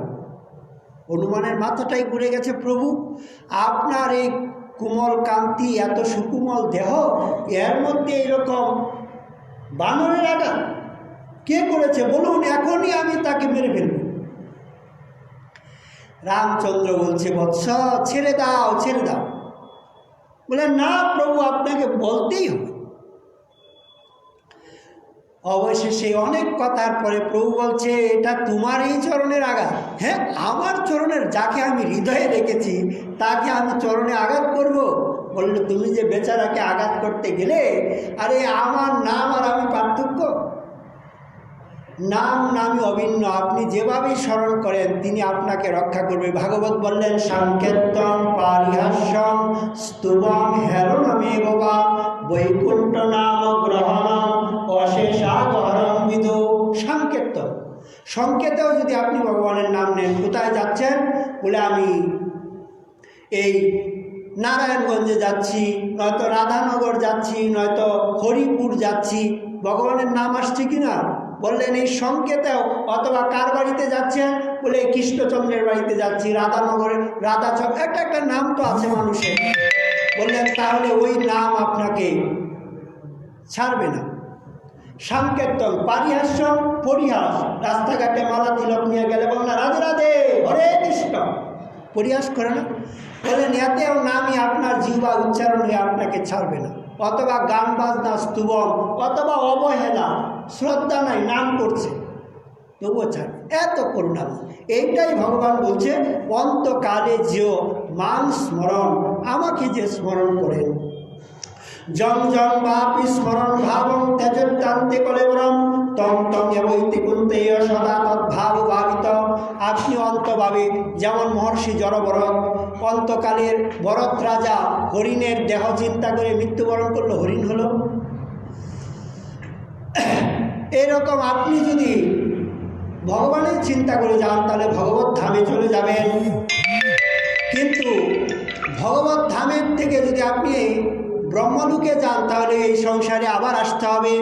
ব্রহ্ম ভুবনার লোক পুনরাবর্তী নয়। এই জন্য ভগবান বললেন আপনি যদি ব্রহ্মলোকে যান, স্বর্গে যান, স্বর্গের থেকে আবার আসতে হবে। কিনে পুণ্যে মত্তলোকং বিশন্তি। এই জন্য ঠাকুর মহাশয় বলছে স্বর্গ যে সুখের দাম না লইও তার নাম পুণ্য মুক্তি দুই পরিহরি। কারণ স্বর্গে গেলে আপনাকে আবার আসতে হবে, এই জন্য ভগবত ধামে যেতে হবে। কিন্তু এত কিছুর জন্য ভগবান গীতায় সহজে একটি কথা বললেন, মন্মনা মদভক্ত মদজাজিমাং নমস্কুরু। হে অর্জুন, আমার প্রতি তোমার মনটা নিবিষ্ট করো। এই যে আমাদের মন এত চঞ্চল, চঞ্চলং হি মন কৃষ্ণ প্রমাতি বলভদ্রেডম। হে অর্জুনকে অর্জুন বলছে, হে কৃষ্ণ আমার মন তো চঞ্চল। সুতরাং এই চঞ্চলং হি মন কৃষ্ণ প্রমাতি বলভদ্রেডম তস্যায়ং নিগ্রহং বায়ুরিব সুদুষ্করম। এই মনকে নিগ্রহ করা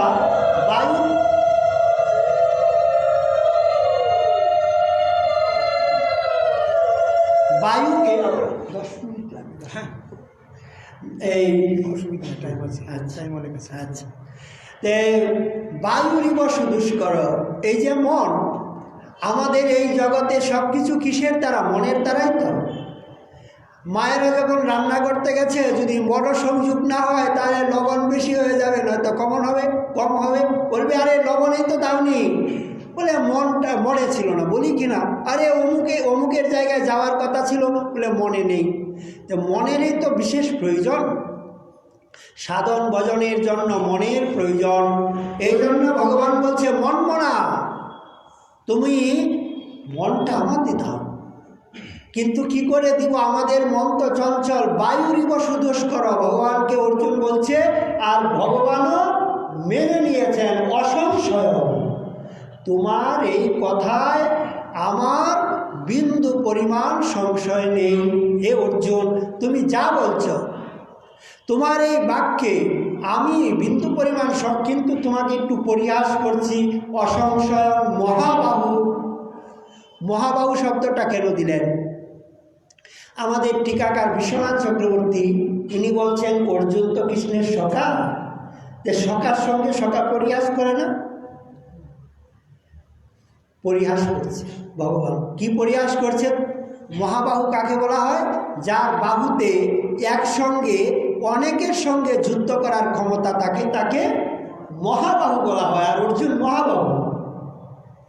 বিরাটনগরের যুদ্ধে একা অর্জুন বৃহন্নলা রূপে, আর ভীষ্ম, দ্রোণাচার্য, কৃপাচার্য, দুর্যোধন, কর্ণ, অশ্বত্থমা সকলকে মূর্ছিত করে আর এদের কাপড়গুলি পর্যন্ত নিয়ে গেছিল বৃহন্নলা রূপে। বলার তাৎপর্য, তুমি মহাবাহু এতজনের সঙ্গে যুদ্ধ করতে পারো, এক মনের সঙ্গে পারো না। তবে তুমি যেহেতু আমার শরণাপন্ন, তোমাকে আমি মার্গ দেখাচ্ছি মনকে কি করে সংযত করতে হয়। অভ্যাসেন তো কুন্তেয় বৈরাগ্যে নচ গৃহ্যতে। অভ্যাস এবং বৈরাগ্য, এই বৈরাগ্য আবার 4 প্রকার। ফল্গু বৈরাগ্য, শ্মশান বৈরাগ্য, মর্কট বৈরাগ্য এবং যুক্ত বৈরাগ্য। ফল্গু বৈরাগ্য কাকে বলে? যেমন গয়াতে যারা যাবেন, ফল্গু নদী আছে, জল নেই, বালু তুললেন, বালুর নিচে জল, এর দ্বারা আপনাকে সীতার অভিশাপ আছে, এই জন্য বালুর তলে জল। বাইরে খুব সুন্দর সাজগুস্ত করেছি, কিন্তু ভিতরে কামনা বাসনার বাতাবরণ। বললেন তাহলে হবে না। এটাকে ফল্গু বৈরাগ্য বলা হয়েছে। আর একটা শ্মশান বৈরাগ্য, অনেক ধনী ব্যক্তি একটাই মাত্র ছেলে অকালে মরে গেল, তখন সবার সুখ হয় কিনা? তাকে দেখার জন্য সবাই যায় কিনা? যখন শ্মশানে নিয়ে গেল, শ্মশান বন্ধু বলা হয়। বন্ধুর কয়েকটা কর্তব্য আছে। হিত উপদেশে বলছে বন্ধু কাকে বলা হয়। উৎসবে ব্যসনেশ্চৈব দুর্ভিক্ষে রাষ্ট্র বিপ্লবে শ্মশানে চ রাজদ্বারে যতিষ্ঠতি সবান্ধব।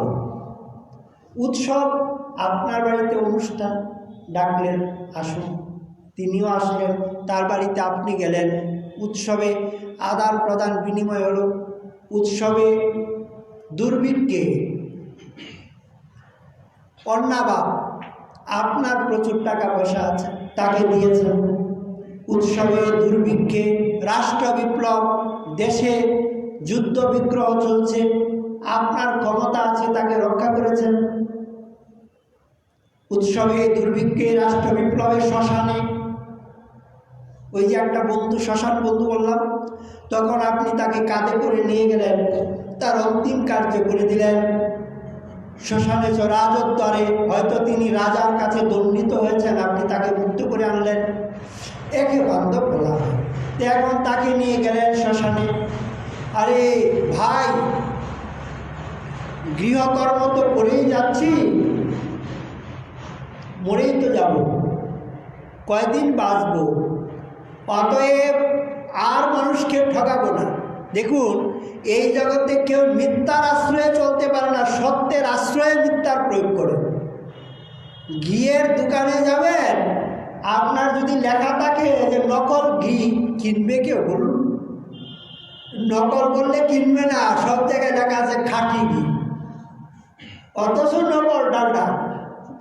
হয়তো একটা বেলের মালা, বেল কাঠের মালা, এখন একটা হয়তো তুলসীর মালা দিয়ে আর সবগুলি বেল কাঠের দিয়েছে, এখন যেটা তুলসী এটা ধরে বলছে একেবারে খাঁটি তুলসীর মালা আপনাকে দিচ্ছি। নকল বললে কেউ নিবে না, এই জগতের নকলকে কেউ ভালোবাসে না। সুতরাং মনে মনে ভাবছে এত ঠগিয়ে জিতিয়ে কি করব, মরেই তো যাবো, শ্মশান বৈরাগ্য। আবার আসলো, আবার কয়দিন পরে ওই সব ভুলে গিয়ে পূর্বের মতোই হলো। আরেকটা হলো মর্কট বৈরাগ্য, বানরের যেমন ঘরবাড়িও নেই, কাপড় চোপড়ও নেই, কিন্তু ভিতরে ইন্দ্রিয়ের প্রবল লালসা, এটাকেও বলা হয়নি, বলছেন যুক্ত বৈরাগ্য। বৈরাগ্য কাকে বলেন? ভক্তিরসামৃত সিন্ধুতে রূপ গোস্বামী পাদ লিখছেন, ইন্দ্রিয়ার্থের স্বয়ং অরুচকতা। এটাই গীতায় ভগবানও বলছেন যে কেবল সন্ন্যাসটাই সন্ন্যাস নয়, মনের সংযমতা, মনের যে ত্যাগ, এটাকেই প্রকৃত সন্ন্যাস বলা হয়েছে। এই জন্য অভ্যাস, এই যে আমরা একটু আগে হরিনাম বলছি, যে যা গুরু উপদিষ্ট যার যা সাধন আছে, ভগবান অনন্ত, তার সাধনার মার্গ অনন্ত, কোনো মার্গ কি অবজ্ঞা অশ্রদ্ধা করা যাবে না। কিন্তু বলা হচ্ছে আপনাকে সাধন করতে হবে, সাধন বিনে সাধ্য বস্তু কেমন আহি পায়। সাধন ছাড়া এই জগতে সাধ্য বস্তুকে কেউ পাবে না। তার জন্য ভগবান বলছে মনমনা মদ ভক্ত, আমার ভক্ত হও। কারণ আপনাকে তো কারো না কারো ভক্ত হতেই হবে। হয়তো আপনি সংসারের ভক্ত, নয়তো বন্ধু বান্ধবের ভক্ত, নয়তো আপনি গুরু বৈষ্ণবের ভক্ত, নয়তো ধাম নামের ভক্ত। ভক্ত তো কারো হতেই হবে। ভগবান অকাতরে ডাকছেন, তুমি আমার ভক্ত হও। মনমনা মদ ভক্ত মদ যাচি, আমার যজ্ঞ করো, আমার পূজা করো, আমার আরাধনা করো, মাম নমস্কুরু। অর্জুন যেন বলছে, প্রভু আমি তোমাকে মন দিতে পারবো না। ভগবান বললেন ঠিক আছে, তাহলে তুমি যদি মন দিতে না পারো তাহলে আমার ভক্ত হও। বলে তোমার ভক্ত হতে পারবো না। বললেন তাহলে তুমি আমার অনুষ্ঠান করো, পূজা পার্বণ করো। বলে তাও পারবো না। বললেন তাহলে তুমি একটু প্রণাম করো, এতটুকু তো পারবে। মাম নমস্কুরু, প্রণামের কত মহিমা। এই যে আমরা আসলাম, সকলকে প্রণাম করলাম। পদ্মপুরাণে একটি শ্লোক আছে। পদ্মপুরাণ বলছে কৃষ্ণায় দশাশ্বমেধি বিতীর্ণতুল্যম দশাশ্বমেধি পুনরিতি ভব কৃষ্ণ প্রণামী ন পুনর্ভবায়। কৃষ্ণায় নম বলে যদি কোনো ব্যক্তি একবার কৃষ্ণকে প্রণাম করেন, তাকে একদিকে রাখুন, আরেক দিকে যিনি 10টা অশ্বমেধ যজ্ঞ করেছেন তাকে রাখুন। বললেন যিনি 10টা অশ্বমেধ যজ্ঞ করেছেন তার ডান্ডিটা তুলোর মতো উপরে উঠে যাবে। আর একবার যিনি কৃষ্ণায় নম বলে, এই জন্য শাস্ত্রে একবার প্রণামের মহিমা বলছে। কতগুলো জায়গায় শাস্ত্রে একবার কৃষ্ণ প্রণাম, একবার কৃষ্ণ নাম, এক কৃষ্ণ নামে যত পাপ হরে, জীবের কি সাধ্য আছে এত পাপ করে। যখন দশরথ শ্রবণবাণকে শব্দবেদী বাণের দ্বারা হত্যা করলেন, তখন বশিষ্ঠের আশ্রমে গেলেন, অর্থাৎ প্রায়শ্চিত্তের বিধানের জন্য। সেই সময় মহর্ষি বশিষ্ঠ আশ্রমে ছিলেন না, ওনার বড় জ্যেষ্ঠ পুত্র ছিল। প্রায়শ্চিত্তের জন্য 3 বার রাম নাম দিলেন। ইনি তো এসে পবিত্র হয়ে গেলেন। বশিষ্ঠ যখন আশ্রমে এলেন, তখন পুত্রের মুখে যখন এই কথা শুনলেন, ক্রোধান্বিত হলেন। কি, তুমি 3 বার রাম নাম দিয়েছ, এক রাম নামে যত পাপ করে, জীবের কি সাধ্য আছে এত পাপ করে? যাও তুমি চণ্ডাল জুনিতে চলে যাও, তুমি নামের অপকর্ষ করেছ। চরণে ধরে প্রণাম করলেন, বললেন চণ্ডাল জুনিতে গেলেও তুমি রামচন্দ্রের শ্রেষ্ঠ ভক্ত হবে। চণ্ডাল হইয়া মিতালি করিল গুহক চণ্ডাল বর। গুহক হলেন রামচন্দ্রের শ্রেষ্ঠ মিত্র। সুতরাং এক নাম, একদিন মথুরা মণ্ডলে বাস। ওহো মধুপুরী দন্যা বৈকুণ্ঠাচ্ছ গরিয়সী দিন এখন নিবাসেন হর ভক্তি প্রজায়তে। পদ্মপুরাণের স্তব। একদিন, এক রাত্রি। এইরকম রাধাকুণ্ডে একবার স্নানের কথা বলছে। একবার রাধাকুণ্ডে যেই করে স্নান, রাধা সম প্রেম কুণ্ড তারে করে দান। এরকম এক প্রণাম। কারণ প্রণামের দ্বারা কি হবে? গোপী গীতে ভাগবতে বলছেন, গোপীগণ প্রণত দেহিনাম পাপ দর্শনম। একবার যিনি প্রণাম করেন তার, কারণ কৃষ্ণ শব্দের অর্থ হচ্ছে আকর্ষণ, তাকে আকর্ষণ করে তার পাপকে নিয়ে যায়। হরি শব্দের 2 অর্থ। সর্ব অমঙ্গল হরে, প্রেম দিয়া হরে তার মন। হরি মানে হরণ করেন। তো কি হরণ করেন? আপনি যেই তাকে প্রণাম করলেন, সর্ব অমঙ্গল হরণ করলেন। আর আপনার এই যে জায়গাটা শূন্য হলো, তো এখানে প্রেম দিয়ে পরিপূর্ণ করে দেন। এই জন্য বলছেন দশাশ্বমেধি পুনরিতি ভব কৃষ্ণ প্রণামী ন পুনর্ভবায়। একবার কৃষ্ণ প্রণাম। এই জন্য কুন্তী মাতা বলছে প্রণত দেহি নাম। কুন্তী মাতায় যখন ভাগবতে কৃষ্ণের স্তুতি করছেন, সেই জায়গায় বলছে যে তোমাকে প্রণাম করার কত মহিমা শাস্ত্রে। কৃষ্ণায় বাসুদেবায় হরয়ে পরমাত্মনে প্রণত ক্লেশনাশায় গোবিন্দায় নমো নমঃ। প্রণত ক্লেশনাশায়, যিনি একবার প্রণাম করেন, গুরু বৈষ্ণব, এই মন্দির আচার্য চরণ, তাদেরকে যদি আমরা প্রণাম করি, কারণ বৈষ্ণবকে, গুরুকে বলা হয়েছে সাক্ষাৎ ভগবানের প্রতিনিধি। এদের চরণধূলি অঙ্গের ভূষণ। আমাদের আচার্যগণ বলেন বৈষ্ণবের চরণধূলি তাহে মুই স্নান খেলি তর্পণ মূল বৈষ্ণবের নাম। এই জন্য প্রভাত বেলায় উঠে মহৎগণ ভগবানের নাম নেন। প্রহ্লাদ নারদ পরাশর পুণ্ডরীক বেশাম্বরীশ শুভশৌনক বিস্মদালভ্যাম রত্মাঙ্গদার্জুন বশিষ্ঠ বিশ্বনাথের পুণ্যানিমাং ভাগবতাং প্রাতঃ স্মরামি। প্রভাতে উঠিয়া করে বৈষ্ণব বন্দনা, কোনো কালে নাহি পায় জমের তারা। সুতরাং একবার প্রণাম। ভগবান এই কথা বললেন, তুমি সব কিছু আমাকে দাও, যা কিছু করো, অর্থাৎ তপস্যা করো, দান করো, পুণ্য করো, যা কিছু করো, সব কিছু আমাকে অর্পণ করো।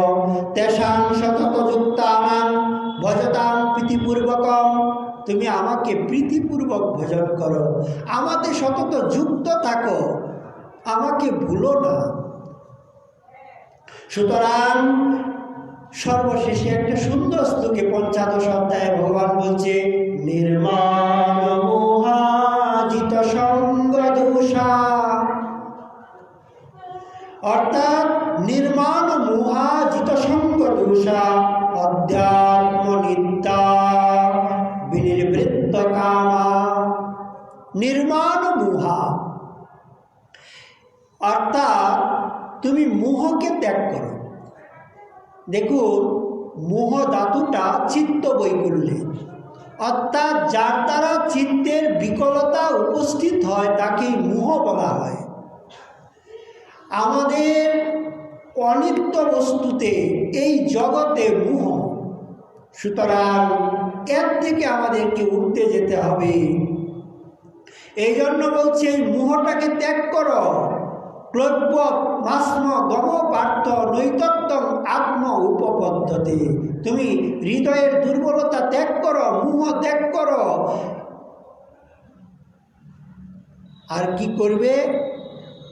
জিত সঙ্গ দোষা, আমাদের জগতের তো সঙ্গ দোষ, সংঘাত সঞ্জায়তে কাম, গীতাই ভগবান বলছে সংঘাত সঞ্জায়তে কাম, যেমন সঙ্গ করবেন এমন কামনা হবে। নীতিশাস্ত্রের শ্লোকে আছে, হিয়তেহি মতিস্তাত হীনৈষ সমাগমা সমষ্টই সমতামেতি বিশিষ্টশ্চ বিশিষ্টতা।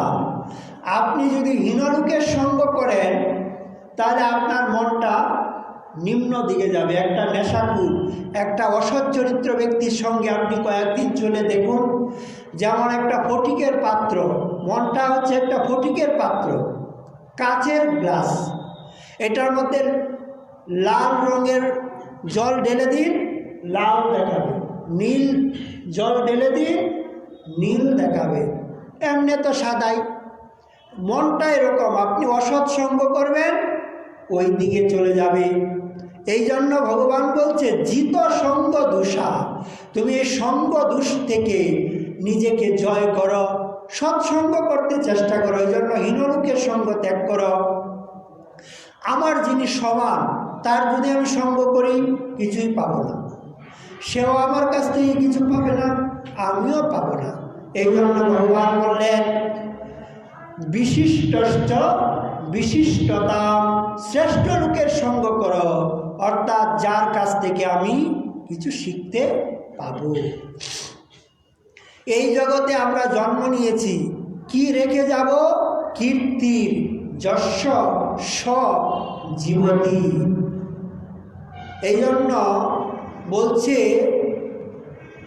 অজাতমৃত মূর্খানাম বরমাদ্য নচান্তিম সকৃত দুঃখ করাদ্য অন্তিমস্তু পদে পদে। জন্ম তো নিলাম, যদি আমরা যথার্থ কীর্তি কিছু স্থাপন না করে যেতে পারি। আজকে স্বামীজি গোটা ভারতবর্ষে যে শ্রম দিয়ে, না জীবনী আমি কালকেই পড়েছিলাম, যে শ্রম দিয়ে, এমনও হতো অতিথির গৃহে গিয়েছেন, রাত্রের বেলা গৃহস্থ ভক্তদের কষ্ট হবে মনে করে ইনি রাত্রের বেলা জল খেয়ে শুয়ে পড়তেন, অন্ন খেতেন না। 1 টাকা 2 টাকার জন্য কত কষ্ট করে আজকে কত প্রতিষ্ঠান, গোটা ভারতবর্ষের বাঙালিদের এরকম প্রতিষ্ঠান হয় না। আমি এনার জন্মস্থানেও গিয়েছি, রাত্রিবাসও করেছি, মাদারীপুর জেলা রাজৈর থানা, ওনার যে জন্মস্থান সেখানেও আমি গিয়েছি। এবং বিশেষ করে ইনার যে সংস্থান, যার দ্বারা বিশেষ করে ভারতবর্ষের এতটাই উপকার, সাধুদের তো কথাই নাই, সাধুরা গেলে তো পরম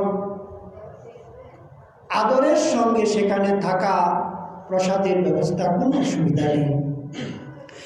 যার জন্য একে বলা হয়েছে সৎসঙ্গ। এই জন্য শাস্ত্রে বলছে, যদি চাও নিজ হিত সাধু সঙ্গে করপ্রীত, অসৎসঙ্গ না করিও ক্ষণে।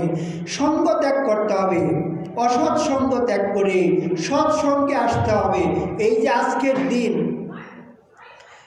এই গীতা জয়ন্তীর পরম পূর্ণ মুহূর্তে আমরা এই পরম পবিত্র স্থানে বসে ভগবানের যে গুণগাথা শ্রবণ কীর্তনের সৌভাগ্য পেলাম, এ আমাদের জীবনের পরম পাওয়া। কারণ এই দিন হয়তো আর আসবে কি আসবে না তা জানি না, কিন্তু একেই বলা হয়েছে উত্তম মুহূর্ত।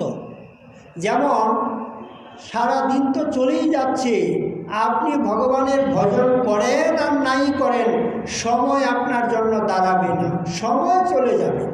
হয়তো অন্যের সঙ্গে কথা বলবেন, আন কথা পাইয়া ষাঠিয়া ষাঠিয়া গাই, কৃষ্ণ নাম লইতে আলিস, যদি হয় কৃষ্ণ কথা বজ্র যেন পড়ে মাথা। যদি কোথাও হরিকথা হয়, মনে হয় যেন মাথার ভিতরে একটা বাস পড়েছে, আর ওখানে গিয়ে বসবো, এর থেকে টিভির সিরিয়াল দেখলে তো সময়টা ভালোই যাবে না।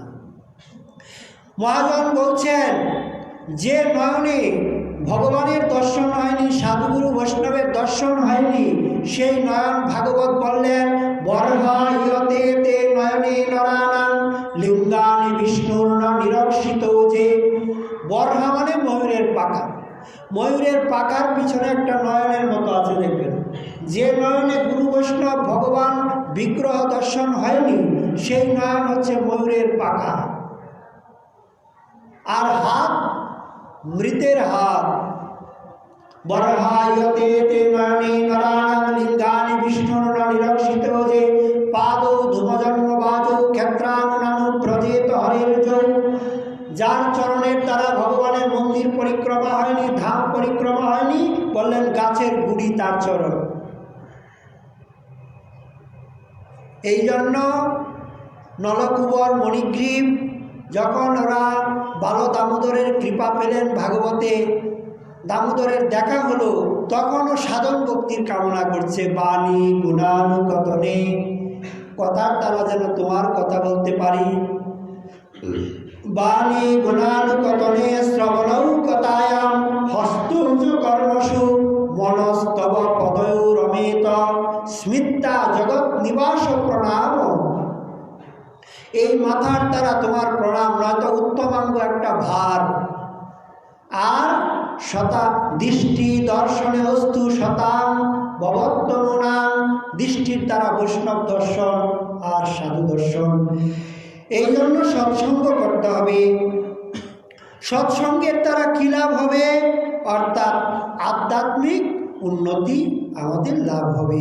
তখন আমরা যে সনাতন এটা জানতে পারব। কারণ এই জন্য গীতায় ভগবান বলছেন যে তুমি যা কিছু করো আমাদের সমর্পণ করো। এইভাবে গীতার প্রত্যেকটা শ্লোক অমৃতময়, প্রত্যেকটা বাণী মহামূল্যবান, প্রত্যেকটা কথা শিক্ষাস্পদ। আমরা গীতা জয়ন্তীর দিন প্রত্যেকেই যেন সংকল্প গ্রহণ করি, পরম শ্রদ্ধার সঙ্গে যেন আমরা গীতা পড়তে পারি। বেশি কিছু চাই না, নিত্য যেন একটা শ্লোক। কত বই পড়েছি, কত বই পড়ব, কত বই পড়ছি, একটা শ্লোক যেন সংকল্প করে নিত্য পড়তে পারি। সর্বশেষে আমরা চলে যাচ্ছি গীতায়। ভগবান অন্তিমে শ্লোকে অষ্টাদশ অধ্যায় বলছেন, সর্বধর্ম পরিত্যাজ্য মামেকং শরণং ব্রজ অহং তাং সর্বপাপেভ্যো মোক্ষয়িষ্যামি মা শুচঃ। হে অর্জুন, তুমি আমার শরণ হও, কারণ শরণাগতের কোনো ভয় নেই। শরণ লইয়া ভজে তারে কৃষ্ণ নাহি তেজে, আর সব মরে অকারণ। শরণাগত হতে হবে আপনাদেরকে। এই জন্য গীতায় সর্বশেষ উপদেশ ভগবান দিচ্ছেন, সব কিছু ত্যাগ করে আমার শরণে আসো। সর্বধর্ম পরিত্যাজ্য মামেকং শরণং ভজ অহং ত্বাং সর্বপাপেভ্যো, আমি তোমার সমস্ত পাপের থেকে রক্ষা করব। আমি কথা দিচ্ছি, তুমি চিন্তা করো না অর্জুন। এই রকম অভয় বাণী পাওয়ার পরে আমাদের কি আর কোনো ভয় থাকতে পারে? দেখুন, শরণাগতির একটা ক্ষুদ্র দৃষ্টান্ত দিয়ে আমাদের আলোচনা শেষের দিকে নিয়ে যাব। এক সাধু আর এক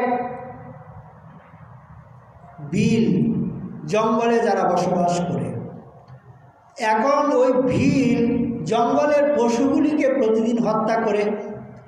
একদিন হলো কি, রাত্রি হয়ে গেল, গাছের উপরে গিয়ে আশ্রয় নিলেন। এমন সময় দেখতে পেলেন কি, উপরে একটা ভাল্লুক। এখন মানুষের গন্ধ পেয়ে একটা সিংহ এসে এখানে উপস্থিত। নিচে সিংহ, উপরে ভাল্লুক। তখন সিংহটা বলছে ভাল্লুককে, ভাই ওকে ফেলে দাও, ও আমাদের বনের প্রতিদিন প্রাণীগুলিকে হত্যা করে, আজকে ওকে খাবো। ভাল্লুকটা বলছে, ভাই ও তো আমার শরণ নিয়েছে, আমি পশু হলে কি হবে, শরণাগত পালক ভগবানের, আমিও তো একটা প্রাণী, আমি তাকে মারতে পারি না। দেখুন একটা পশুর বিচার। তখন ওই সিংহটা এই ব্যাগটাকে বলছে, তুমি ওই ভাল্লুকটাকে জাকাত দাও, মানে গাছটাকে ঠেলে দাও, আমি আজকে এই ভাল্লুকটাকে খাবো। ভিল তো ভিলেই, এই ভাল্লুকের কাছ থেকেও শিক্ষা নিতে পারলো না, ও গাছটাকে নাড়া দিচ্ছে, ভাল্লুকটা পরে পরে পরে নিয়ে গাছের ডালে ধরেছে। তখন ভিল কে আবার ভাল্লুককে বলছে, দেখলে তো ভাই ও কিরকম, তুমি এখন ওকে জাপ দাও, আমি ওকে খাই। বললেন না, ও যা করে করুক, আমি তার সঙ্গে করব না। একটা বন্য প্রাণী পর্যন্ত শরণাগতকে এরকম করে। ভগবান রামচন্দ্র রামায়ণে বলছে, যে আমার শরণ নেয় আমি সর্বদা তাকে রক্ষা করি, এটা আমার একটা ইদম মম ব্রত, এটা আমার একটা ব্রত। এই জন্য শরণাগতকে রক্ষা করেন। 6 প্রকার শরণাগতি আছে শাস্ত্রে, অর্থাৎ এই আনুকূল্যস্য সংকল্প, প্রাতিকূল্যস্য বিবর্জনম, রক্ষিষ্যতীতি বিশ্বাস, ভক্তিত্বে বর্ণন্ততা, আত্মনিক্ষেপ কার্পণ্যে, সর্ববিধা শরণাগতি। এই 6 প্রকার শরণাগতিকে আশ্রয় করে ভগবানের দিকে যেতে হয়। শরণাগতের তিনি পালক, তিনি আমাদেরকে পালন করবেন, এ বিষয়ে কোনো সংশয় নেই। আজকে পরম মঙ্গলময় তীর্থ এই স্থানে বসে স্বামীজিদের উপস্থিতিতে 2-4টি কথা বলেছি। আপনাদের উপস্থাপনায়, ব্যবস্থাপনায় আমার ভাষাগত, আচরণগত এবং সিদ্ধান্তগতভাবে যদি আপনারা কোনো কষ্ট পান, নিজ গুণে আপনারা ক্ষমা করে দিবেন। এবং আপনাদের এই অত্যন্ত সুন্দর ব্যবহার এবং এই সৌজন্যমূলক পরিবেশ এবং আশ্রমের এই পবিত্র অঙ্গনে এই সুখময় হরিকথা বা এই গীতা জয়ন্তীর গীতার কথা আমরা আলোচনা করে পরম আনন্দ প্রাপ্ত হলাম, নিজেকে অত্যন্ত ধন্য কৃতার্থ বলে মনে করলাম।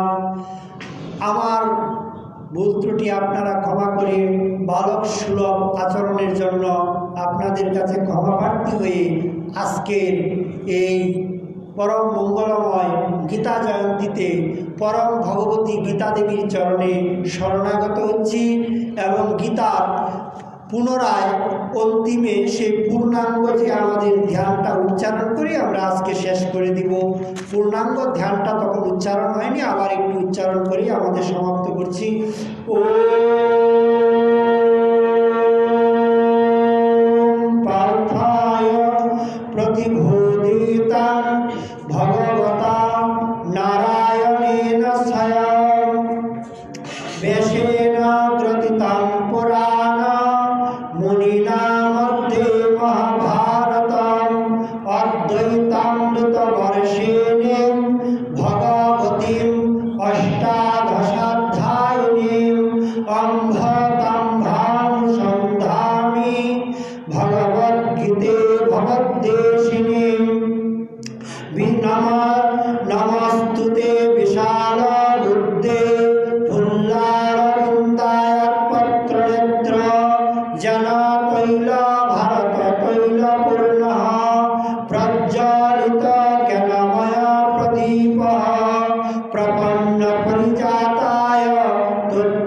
गायत्रैकपाणये ज्ञानमुद्राय कृष्णाय गीतामृतदुहे नमः। सर्वोपनिषदो गावो दुग्धा गोपालनन्दनः पार्थवत्स सुधीर्भुक्ता दुग्धं गीतामृतं महत्। वसुदेवसुतं देवं कंसचाणूरमर्दनं देवकी परमानन्दं कृष्णं वन्दे जगद्गुरुं।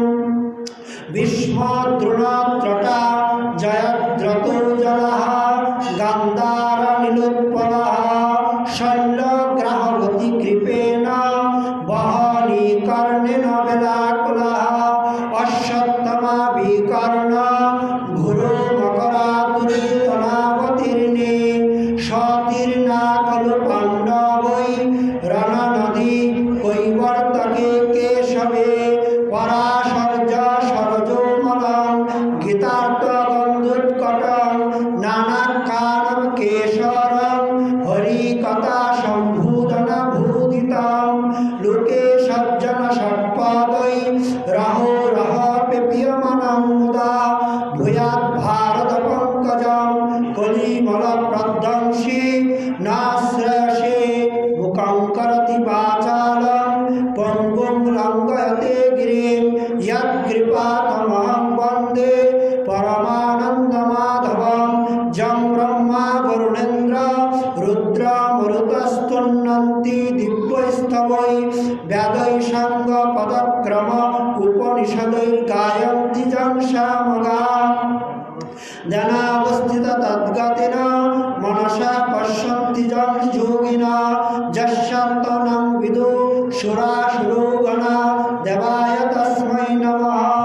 तमेव माता च पिता तमेव बन्धुश्च सखा तमेव विद्या द्रविणं तमेव सर्वं